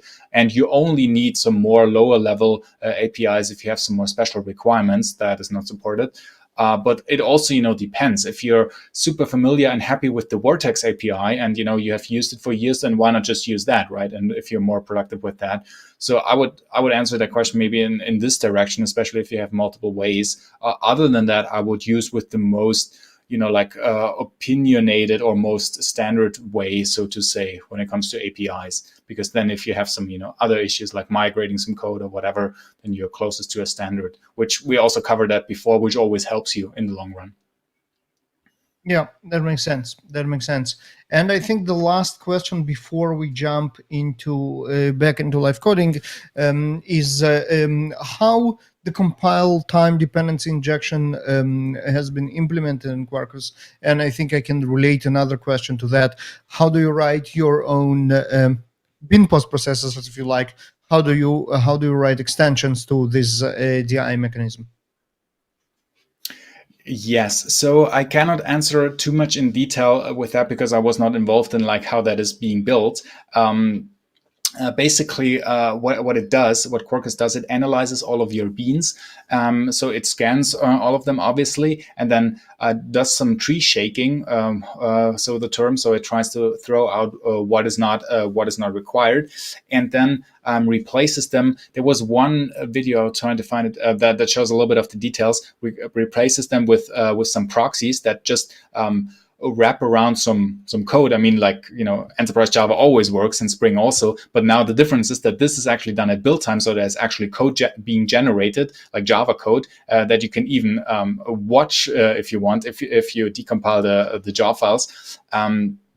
But that is basically like how that works on a very general level, right? So as always, as proxies work, like there are different like details, so I cannot help you much with the actual details. Like depends on which scope you have and depends which type of injection. But basically, you're wrapping something in a proxy, but just the difference is that now this is done at build time, and you actually have some wrapped Java code that you could, or wrapped classes that you could look into in this case. The second, sorry, what was the second part of the question about the? How do you implement your own interceptors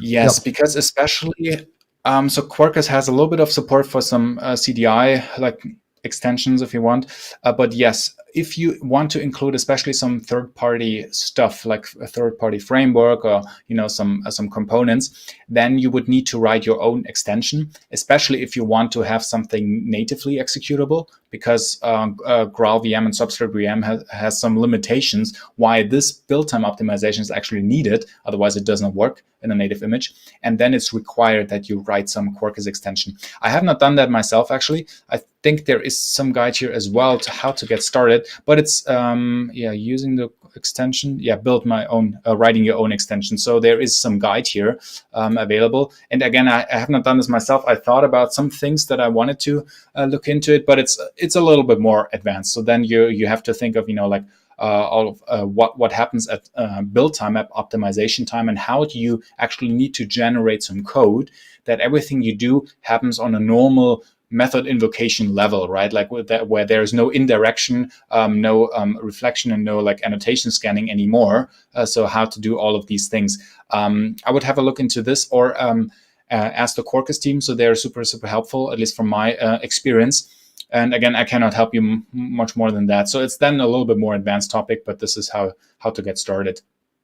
And there, but that's so definitely an interesting. If there is a way and if it's documented, that's fine. Yes.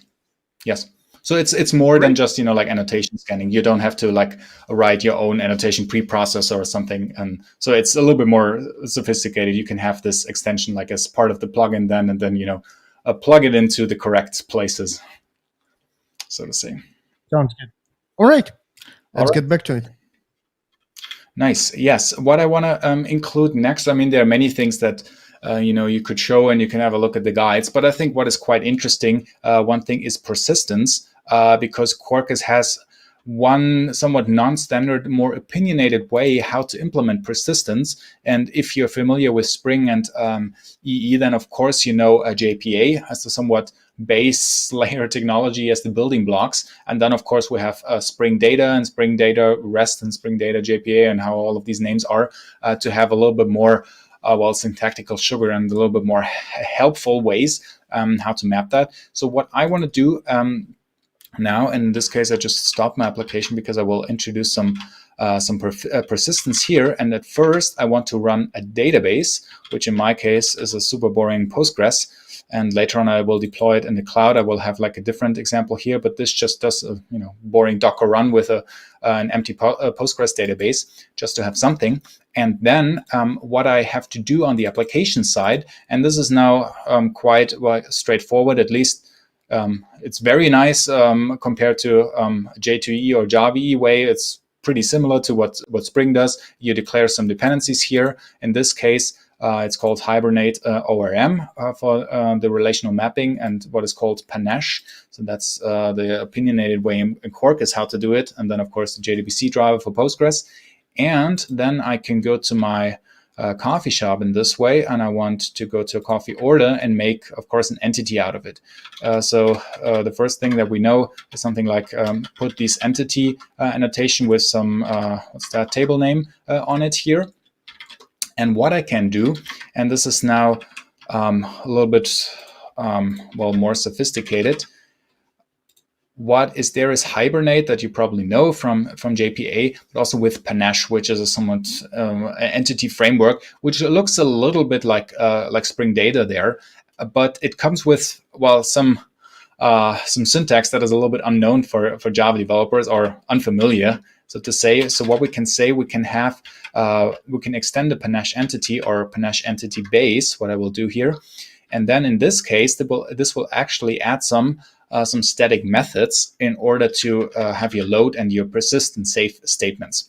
And then what I do, and now please don't throw some tomatoes against your screen, but I will make these properties public, which is a somewhat opinionated best practice if you want here in Panache, to have public properties, because they say, well, you're going to change them directly anyway, and then we don't really care. And in this case, this is going to be an ID and the generated value in my case. So that is the reason why I use Panache entity base and not Panache entity, that you can specify your own ID, and I want to have a UID here. And then in this case, that's going to be a public type and a public price. So all of these are fine. These are just mapped enums. And then I will get rid of all of my getters and setters. And that's basically it. So all of these things are public now. And what it will do, let's have a look at my component here. So yes, this doesn't work anymore, of course. I don't need to set this. Now this looks a little bit unfamiliar for Java developers, but yes, of course, I can set the property directly here. I can say, please, well, get the ID, but actually I will get rid of this store altogether, like completely. Why? Because this is just an in-memory hash map that I don't need. So let's delete it. And in this case, what I will do to get the orders, and again, this looks a little bit unfamiliar, I can just say, please return the coffee orders list all. So that is now the static method that is actually part of this Panache entity, and that will just like list all orders, and that's pretty much it. So it looks a little bit like from, I don't know whether it was that Ruby or something like that, this active record pattern, to say, okay, coffee order dot find by ID in my case, or what was it, find by ID. In my case, this UUID, and then we'll just retrieve this by, well, the ID, right? So, all of the straightforward things are just implemented here. What you also can do, if you don't really like this pattern, and probably you will get used to it. So in the beginning, I was very hesitant, actually, because this looks somewhat unfamiliar. What you can also do is use a repository. So then, you can have an entity just as a good old JPA entity with getters and setters, and private access that also, of course, works. But then have a person repository, which now you will get a déjà vu. This looks very similar to what Spring Data can do for you. And then it comes with, the default queries. So pretty straightforward here. But also you can define your own ones. So if you come from a Spring world, this will look somewhat familiar. And in this case, it's just quite straightforward to say, okay, coffee order dot persist in this case, order. And that's pretty much it. So that is how to integrate that. And, I would say quite straightforward. If you come from an EE background, it doesn't look that straightforward at the very beginning. So you will, I would say, struggle a little bit in order to get used to it. But then it's actually quite helpful, and it will reduce some code. So I will now just quite quickly fix all of these compile errors that we have, because I just deleted all of these getters and setters, which are now properties. But again, of course, you can keep the getters and setters if you prefer that. And then let's start the application again. And now it will fail, well, because of a few reasons, but let's see what is the first error. So one error, of course, it does not know the database, and it tried to connect to something that it cannot find.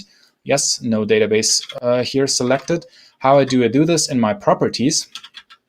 So I can set up some persistence, in my case for my Postgres here. What I can say, that is, let's get rid of this first.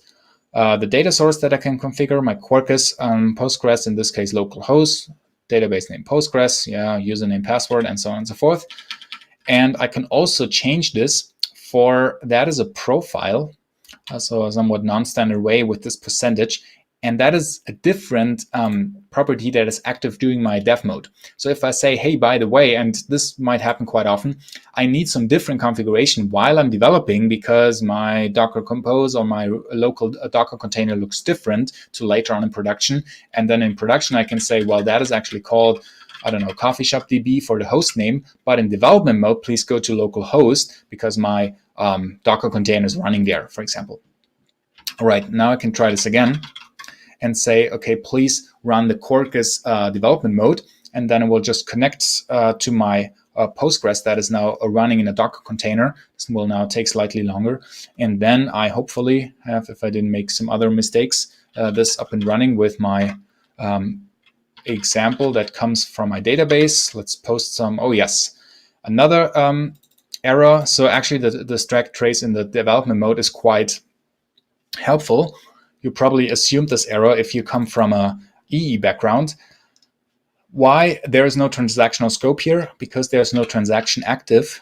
If you know the J2EE world and you know about EJBs, then in EJB world, there are always transactions being active on your business methods, but in this case, there aren't. So I have to put a transactional on all of the methods or on the class to say, well, that is actually going to be a transactional. And then I can probably even, let's reload this, this should work, have the running application. And now I can load my orders. So this just says, okay, that's just a warning. The orders table already exists because I tried to create it in my dev mode. And now I can create espresso and a latte. And now let's see, okay, they're actually there.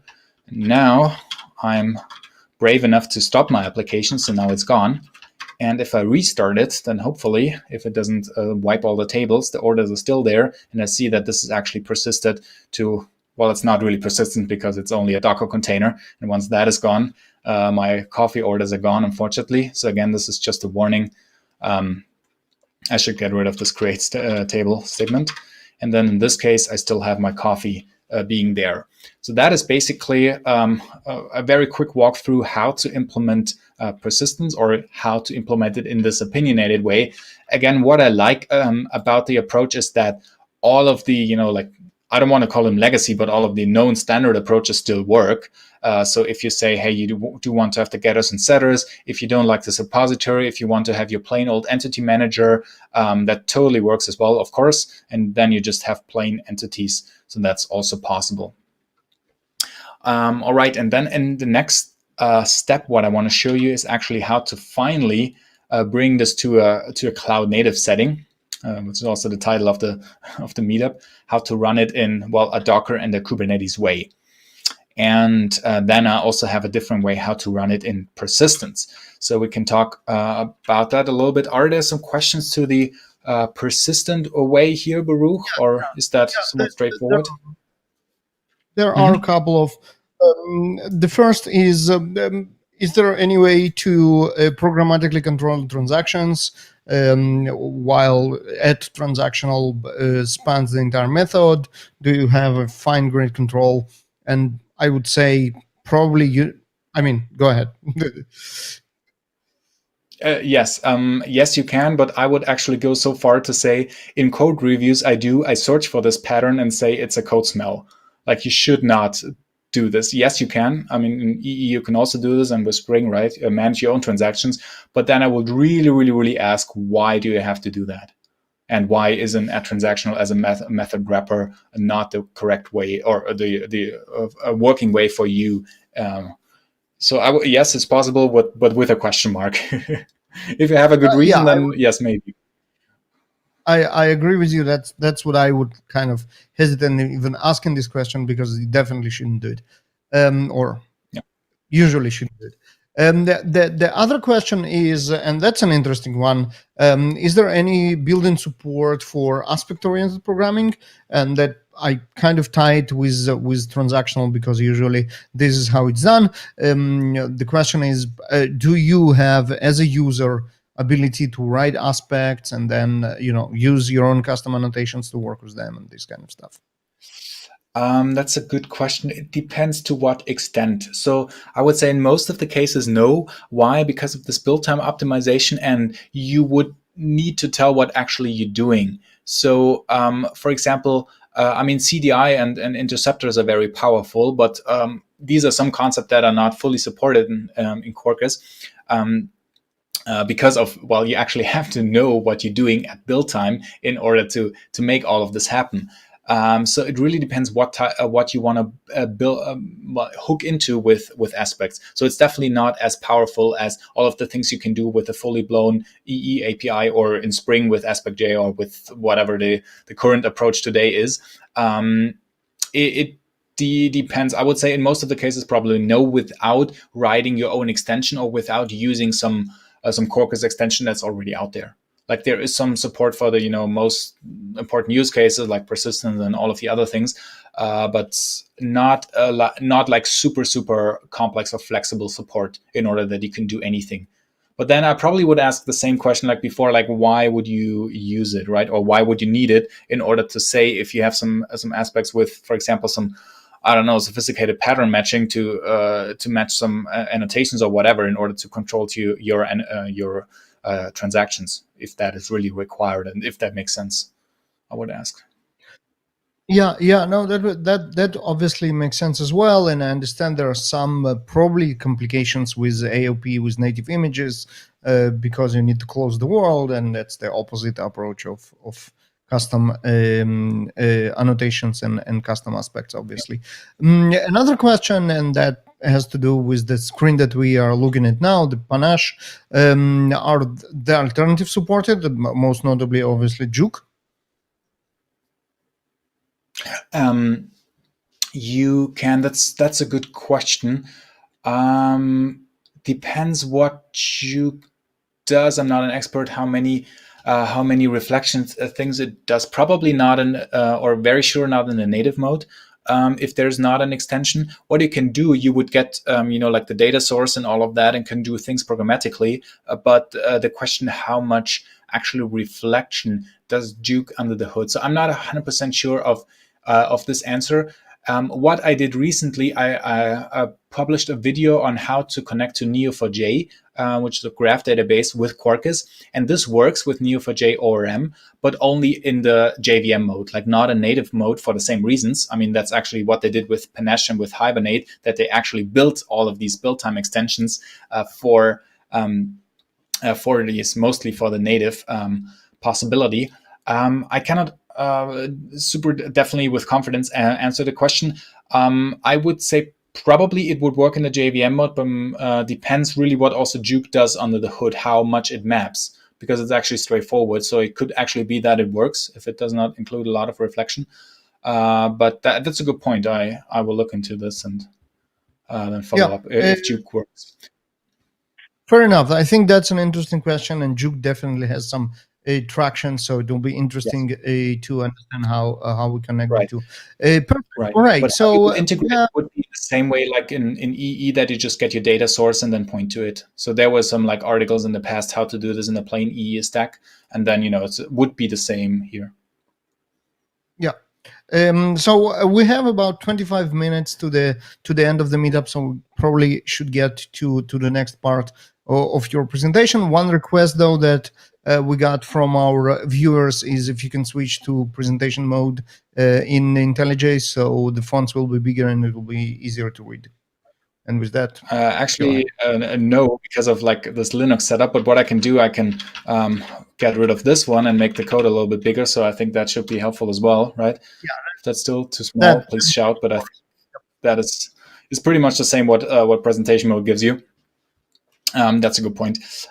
Yes. So what I want to do next is actually how to run this in Docker and then in Kubernetes. Right, because that's also somewhat what Quarkus promises to be well suited for cloud native, whatever that means, runtimes. So basically to be run in a container, also because of that runtime and because what it does. And then I will also deploy to Kubernetes just because we can. But basically, what I want to show you first is a Docker file. And I will now in this meetup, and usually also in my projects, use the JVM mode also in the Docker, which does make some sense. And I want to talk about that a little bit as well. What I use here is actually not the OpenJDK hotspot, but that is OpenJDK OpenJ9. which also I think has some benefits. So I actually was posting some material about that in the past. So I have a video where I compare the resource consumption, and that is quite interesting because it's a JVM. Here's also a blog post from my colleague Nicholas that actually compares that with Quarkus. And the interesting thing is, if you just swap the JVM, and that is actually quite always the case, because in the way how this JVM, that's an open source alternative JVM if you want, works under the hood. It comes from a mobile background, so it's a little bit more resource consumption friendly. And you see the difference here. It already saves you quite some memory consumption just by swapping the JVM. And actually what I mostly do also in projects is to run Quarkus in this JVM mode, also in production, so in a container. Why? Because you get some benefits here when building the container.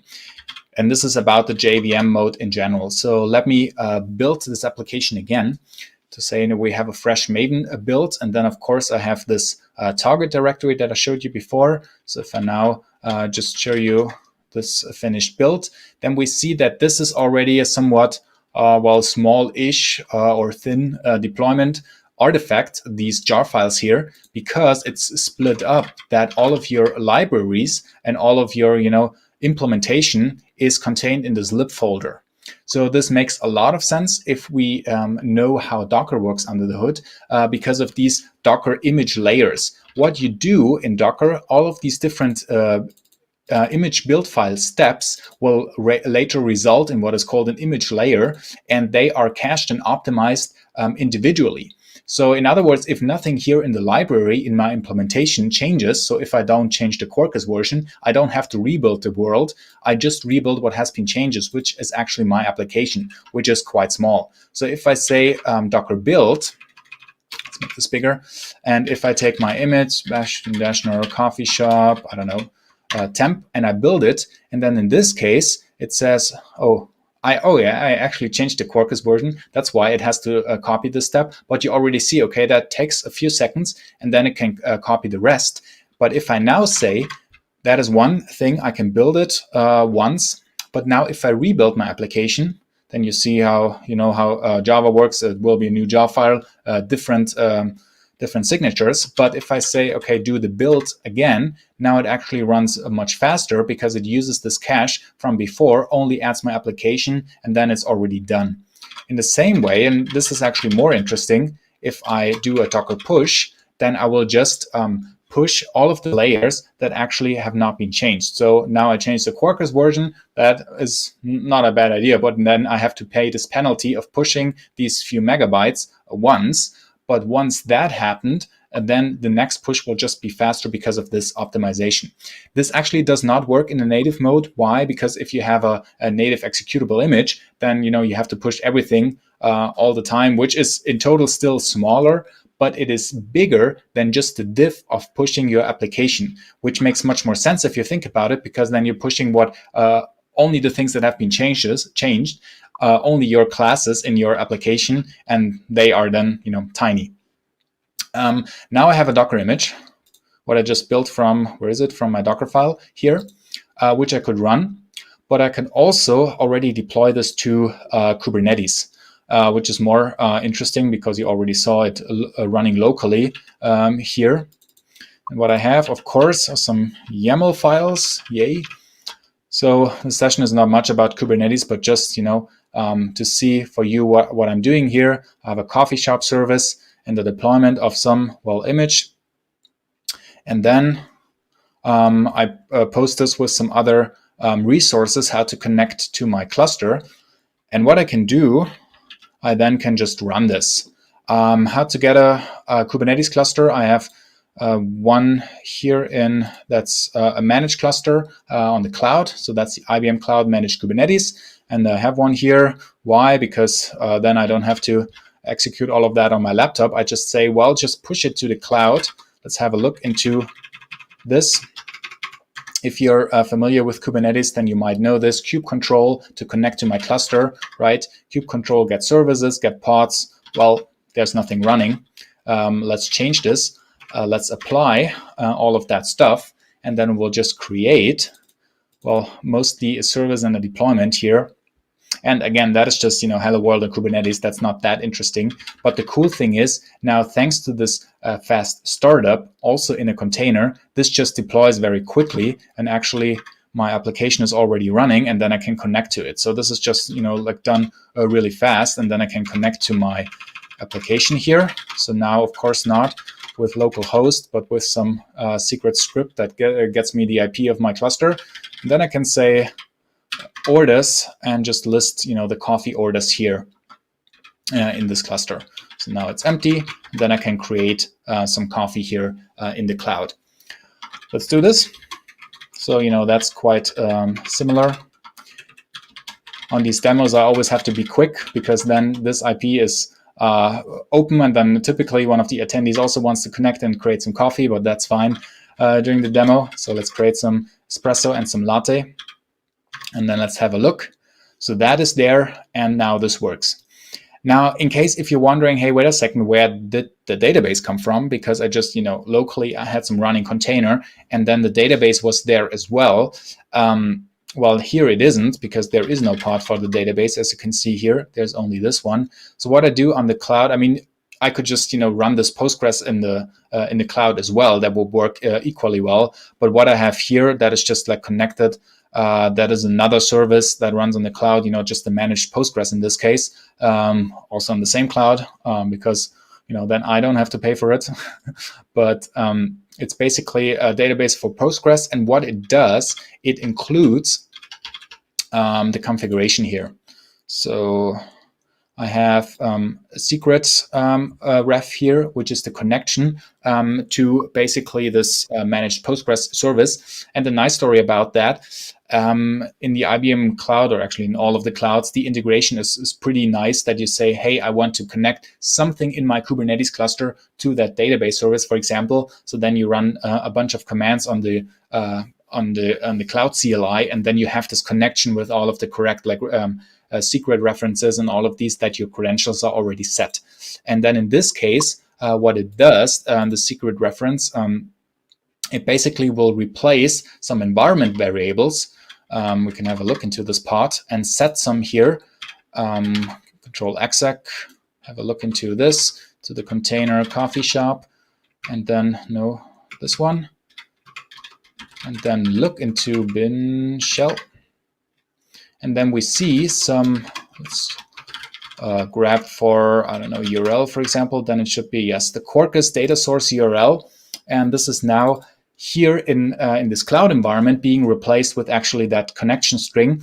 And you also have some more properties for username and password, which is another somewhat Quarkus feature, or actually a config feature of MicroProfile config. If you say in my properties, I have Quarkus data source.url, and this is also being replaced if I have an environment variable, or I could do system properties in Java as well, to basically replace this on my cloud environment as well. I could also paste it here, but I don't want to, of course, obviously check in the credentials here. So this is just being replaced on my Kubernetes setup. And then it also works on this the cloud environment. And now all of the data is here in my managed database. But I can, deploy equally well just a Postgres in my Kubernetes cluster. But, if we talk about production deployments, then, that's a whole topic on its own, whether you should run some stateful services in Kube and all these questions. So that's basically this. And that is, I think, that shows the database service here for, some Postgres, where all of that data is now my coffee. And that's basically it for running things in Kubernetes. So, that is just hello world for Kubernetes. But the point is basically that you now run a workload or a runtime that is just optimized for resource consumption and optimized to be executed in containers, here in containers in general, right? So that is always true, whether you run, I don't know, Docker Compose, like we had surprisingly a lot of answers for that, or of course Kubernetes or plain Docker if you want. That just makes sense here. I want to talk a little bit more about, so that was basically the whole cloud demo if you want. And we could show many things in the guides here. So I created some, videos on there's also a templating engine for HTML templates. So if you're interested in that, I can show a little bit of this. But actually, I would like to have some more discussion also with you, Baruch, about especially the pros and cons of this runtime. Maybe also how it connects or how it compares to some other runtimes like Spring Boot, like Micronaut, and the question whether you should go the native executable or not. Because I hear this quite often that people talk about Quarkus and then they say, hey, Quarkus, that's basically running things natively on GraalVM. Well, yes, it is, but that's only half of the story. And this also doesn't, in my eyes, at least that's my opinion, it doesn't show the whole picture and the question whether you should always do this, right? So especially the reason why I run things almost always with Quarkus in the JVM mode, not because, all of the Java features are supported, but also it really makes sense from a deployment perspective. So if there are some questions about that, we can hook into this. But basically, how I see it is when you run Quarkus or let me start differently. The main benefit of Quarkus is, in my eyes, at least, not the fact that you can run applications natively with GraalVM and Substrate, but basically the magic behind Quarkus, if you want, is this build time optimization. All of what happens while you run this plugin, this Quarkus plugin with Quarkus build, everything that happens during your build phase, so that later on, once you start your application, you have all of this optimization already, which always helps you. If you run in JVM mode, it helps you a lot. If you run in native mode, well, also, otherwise you couldn't even run in native mode. But the real benefit is to have this build time optimization to get rid of all of these inversion of control of all of these indirections, to have the actual executable code, the actual method invocations there, and that will always have a big impact, a positive impact on your resource consumption, your throughput, and how you run things. Now, when it comes to what to choose for production, then there are a few things to mention with comparing native mode to JVM mode. Because if you have these Docker files like this one, you only get the benefit of this layered Docker approach if you actually have a layered approach here, separating the implementation from your app. If you use the JVM mode, that doesn't work in native modes. Well, kind of makes sense. So you only get that, and also the build time. And I did not show you how to build a native image. It always takes a lot of time. Like then we're not even talking about these turnaround times. It takes many seconds and actually minutes on usual machines to build a native executable image, even just from Hello World, like always. And it consumes a lot of memory. And in my case, it actually often crashes, even if I have some other things open at the same time with out of memory. And that is then really a question if you always want to build things down to native executable. Or if, for example, you have a pipeline like your CI/CD pipeline where that is maybe one later step, but you don't always want to wait for it just because it takes that long until you deploy something. And also the question whether you actually will be much faster on your production deployment, especially when we mention throughput. Why? Because of the way how a JVM runs, especially with Hotspot and others, thanks to the JIT compiler, the just-in-time compiler, it will get faster and faster because it can optimize on the fly whatever hotspots you're using in your code execution. So whatever is required in your actual running scenario, and this is why the throughput of a JVM is exceptionally good, and in many cases much better than some native technology. So that is also to be mentioned.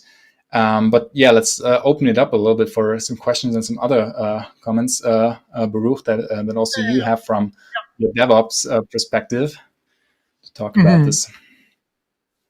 Yeah, we have a couple of questions, and the first, I guess, the simple one is: do you know if Quarkus can persist the HTTP sessions? And if they can survive restarts and this kind of stuff?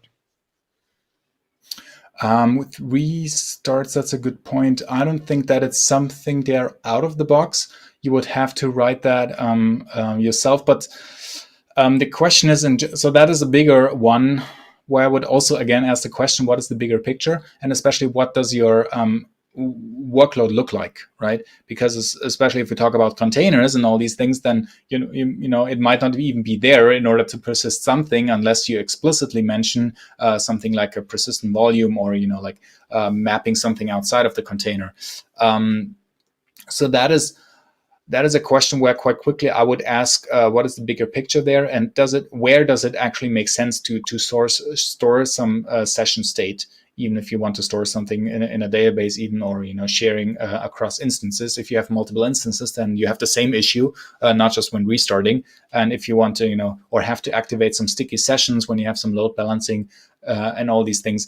To answer the question, I'm not sure. I don't think that there is something out of the box with some support. At least not as far as I know. You would have to write some code to basically handle that yourself or manually. The scopes it works. Of course, that's CDI and HTTP.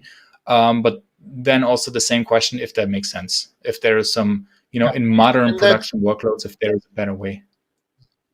I would agree with you that the question about session persisting is kind of strange in the world of microservices and elastic scalability and this kind of stuff, because actually you treat all your microservices, all your servers as completely disposable. So you definitely should plan for not having HTTP session persistency. I'm with you on that. There is one question which might be a little bit too level, and that's fine. So the question is, do you know if Quarkus is planning to support a profile guide optimization that gives additional ahead-of-time compilations from C2, and it's supported in Graal VM Enterprise Edition or in Oracle Cloud? And whether IBM plans to build their own ahead-of-time compiler based on J9 as an alternative to Graal VM. These are two very, very interesting questions, and we had some discussions around it. I don't know about an actual roadmap. So yes, there are definitely a lot of thoughts around this. Why? Because to answer the second question, actually there is a lot of AOT. Well, some of them are early access or early proof of concept in OpenJ9 to have AOT, ahead of time compilation. Not quite in the same way like Graal does. So it's a little bit different approach. It's basically saying, okay, run whatever you will run later on in a JVM and store that already, that you can start already from a to a much later phase where you did a lot of the optimization, where Graal and Substrate is something that doesn't support like full Java, including reflection and all these things, where it supports things differently or less. But OpenJ9 is like a fully blown JVM. You can run, all of in Java, including reflection and all of that.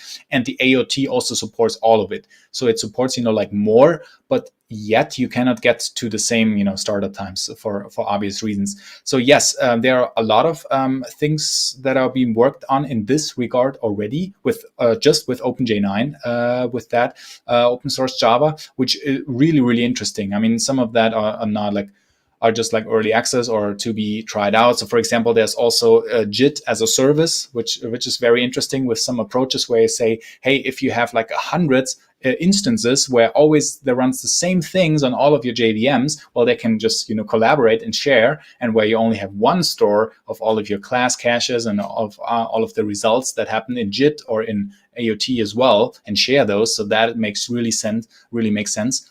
When it comes to core, so that is basically to answer the second question. Yes, there's a lot that happens in this field, and I think it's very, very interesting technology, OpenJ9. And actually, to be honest, this is now my everyday Java. So my normal Java is like an OpenJ9 version, because from experience, and I measured this many times, it's just like lower resource consumption already.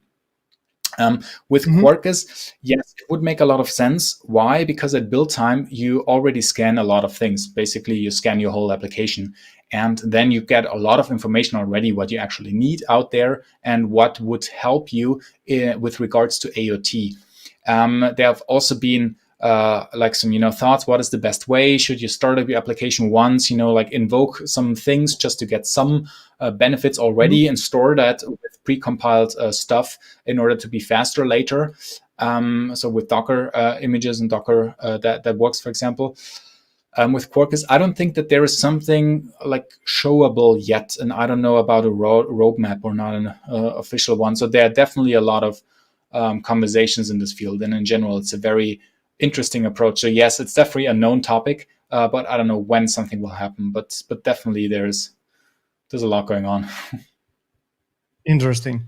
All right. So one update, and then last question. The folks digged into the issue tracker and found an issue open for Juke support. There is no much traffic there. It looks like it's not there yet. So this is for all of us to know. And the last question, not related to any of Quarkus or anything. People actually wonder about your Russian. Obviously, everybody are very impressed with the intro that you did, and it's generally known that you are trying to learn. And as we know that Russian is a horrible language to learn, people are wondering how it is going. How much from 1 to 10 you are in pain? Oh, that's a good question. How much? I'm actually still learning like every day. That's also my approach to learning languages. I can say I understand more and more.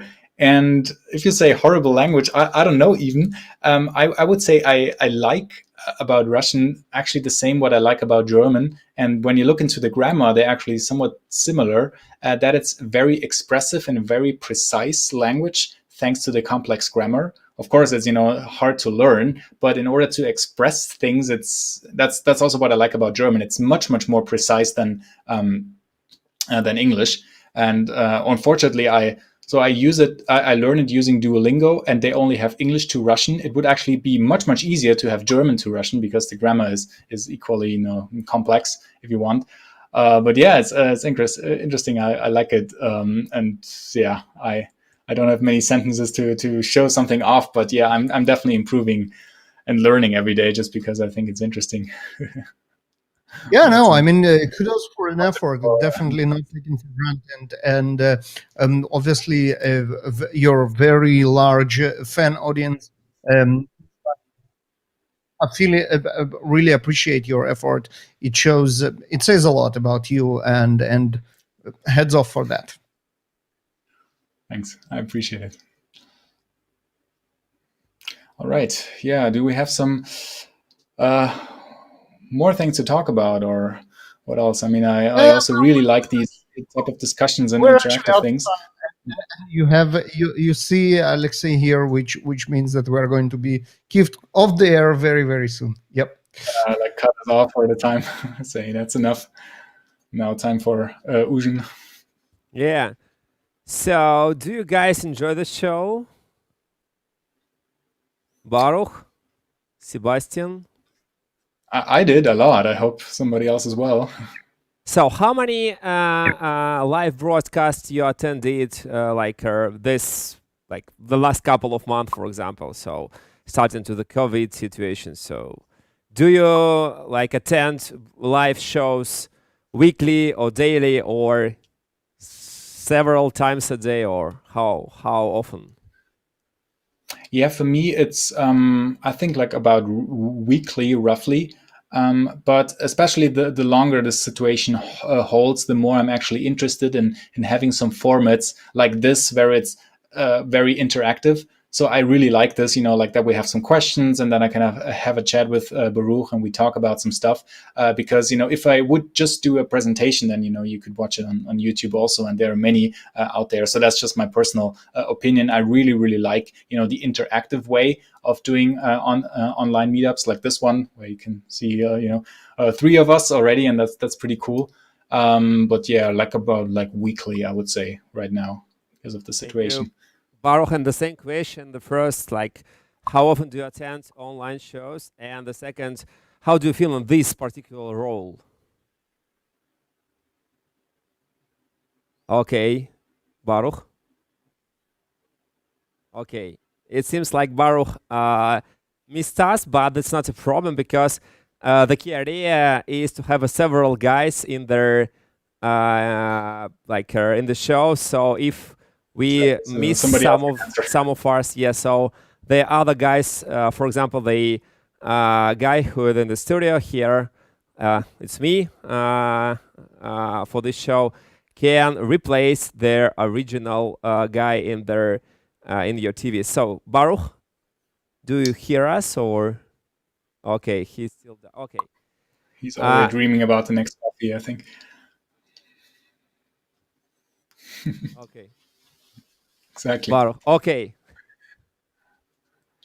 Okay.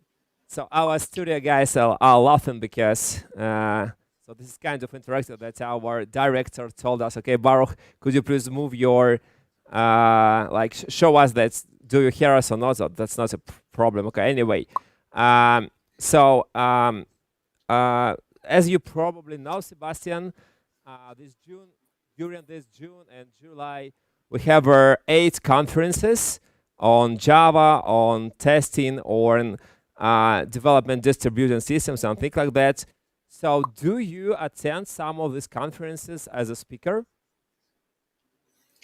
Yes, I do. I will speak at, now I have to get the whole list, Heisenbach, JPoint, and I think DevOps. Wow. I hope I didn't forget any. And yes, I'm already looking forward, especially with these formats. And I also really, I have to say this, I really appreciate technology, and please a big spasiba to all of your technical folks in the background who set up, all of this streaming. And that's very cool that, you see a few of us and all of this. Well, most attendees don't even see what's going behind the scenes, but that's very impressive. And I'm already looking forward to the online conferences. Yes, I mean, I really would love to be there in person, and I miss traveling as well, and practicing languages in person. But yes, I'm already looking forward, and I think that's a great substitute where also maybe more people can join in an online world. Good. And quick test. You mentioned that you attend 3-hour conference in June and July. Do you remember your talks? God. So which talk do you have for us? I could cheat and look into my list, which is on my computer. No, Okay. it's about developer productivity, and one, and I think about zero downtime deployments, if I'm not mistaken, and of course about efficient testing, which is a very important topic, and one that is dear to my heart. And I hope all of them are correct, but I think so. I'm pretty certain. Good. If not, you can check out the websites and look into the whole correct program there. But yeah, I'm already looking forward to these. Okay. So, and one more question from my side is, what did you do to improve your online experience? I mean, probably you bought some cameras, microphones, and some other stuff. Could you please tell us about what it is and how it helps you to make such perfect quality of sound and video and all that stuff? Yeah, that's a good point. So I think the most important thing is actually a good microphone. And I have some help there because my brother is he's an event technician, and he could recommend some, models. And you also should connect some us. models. You have to connect us because we need some consulting from his side. That's good. Okay. I think Sebastian, you've been doing it for years, right? You do those streams when you have a code in the background and all this kind of stuff. So you were pretty ready to get into this. Okay, this is all that we do now. Really? Much, yes. I've done that. Yeah, I think when I started with my green screen setup, what you see when you watch my videos, I think that's already a few years ago, maybe 4 years or something. But I also, like you say, I also improved the quality. So, for example, I changed the camera recently just to have a little bit more, and it's not a webcam anymore, but like a proper more production quality. But yeah, it helps a lot. But especially also the reason why I do many of these videos is I wanted to have a setup. So this is now why one room here in my apartment is really horrible with this, a green screen and all of these lights and setup, where I can just like start and record, where it does not, have to take a lot of time to set everything up and switch on, everything. For me, it's just like turn on the lights and I can record, and that's really good. So I use it for Zoom calls as well, just because it's there. And that helps to be more effective, so you don't spend many hours setting it up and tearing it down. And that's why you can just do some stuff there. But yeah, I like it. It's also fun to play around with it. And, yeah. Okay, please give a one recommendation for people from all over the world who now are working remotely from their home offices. One recommendation. Yeah. I actually I wrote a few things in the past about working from home and what helps you. But one recommendation, because this is not only working from home, it's, working during a special situation. So it's just like, be kind, especially kind to yourself and also kind to others, because it's, a very special situation. If you're not 100% productive right now, and if you're distracted because you don't know what's happening with the world and everything, just try to relax a little bit, try to have some empathy for others if your colleagues are not that familiar with remote technology, whatever, because this is very exceptional. I would say it's not only working remotely, but working during a very, very special and unique time. So we're all in this together, and it's going to be over at some point. Okay, Baruch, and now is one advice from your side. So what you can recommend for our attendees?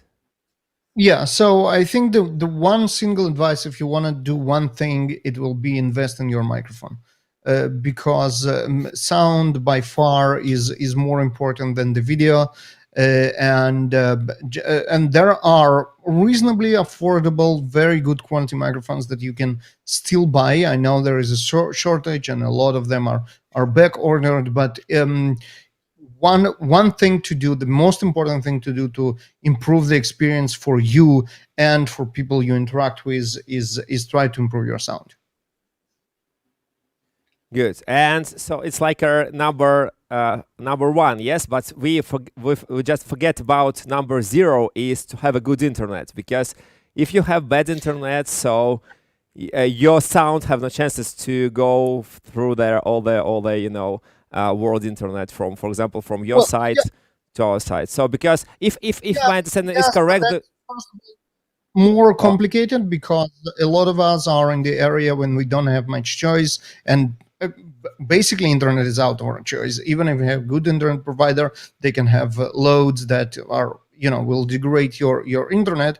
And frankly, today tools like Skype actually manage to deal with crappy internet quite well. So yeah, if you have the ability to improve your internet, do that. But in any way, having better sound, investing in your microphone will help, whether you have good internet or bad.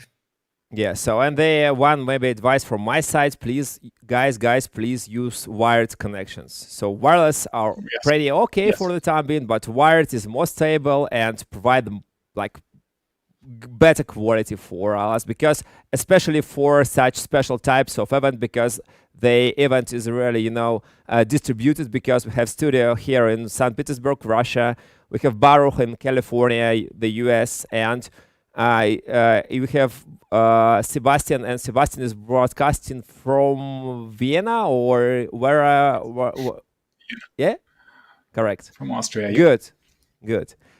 Okay, guys, again, thank you very, very much for this show. And it was extremely, good.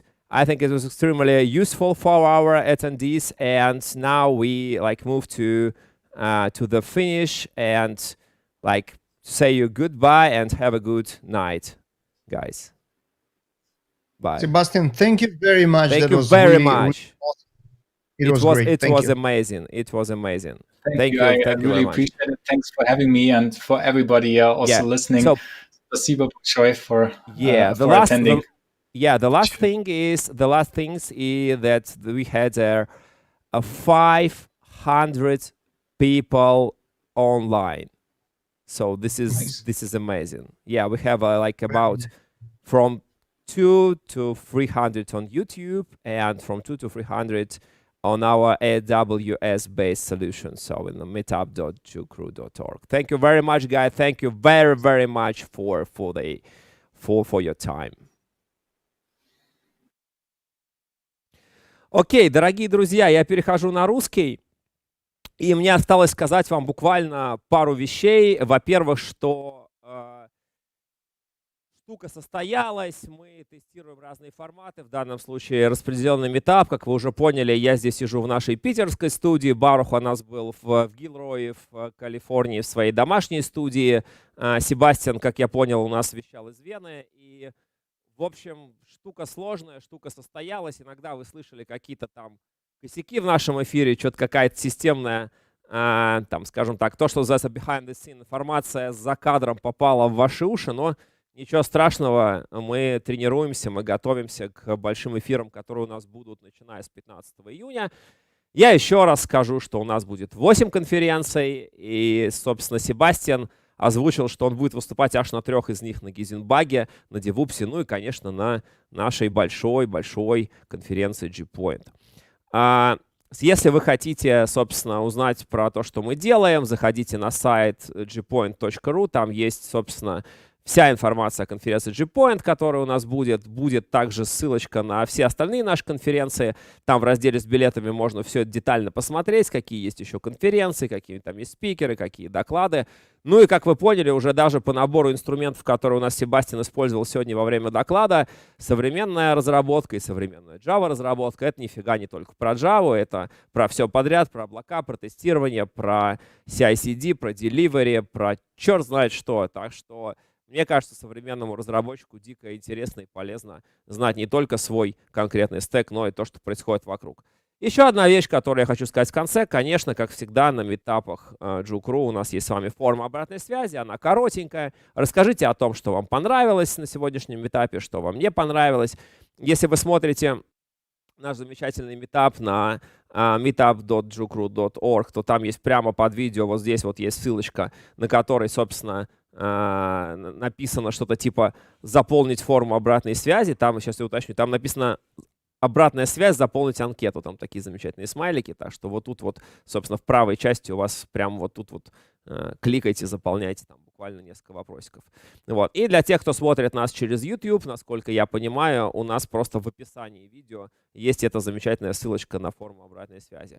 У меня все на сегодня. Большое спасибо, что были с нами, и увидимся в онлайне. Пока-пока.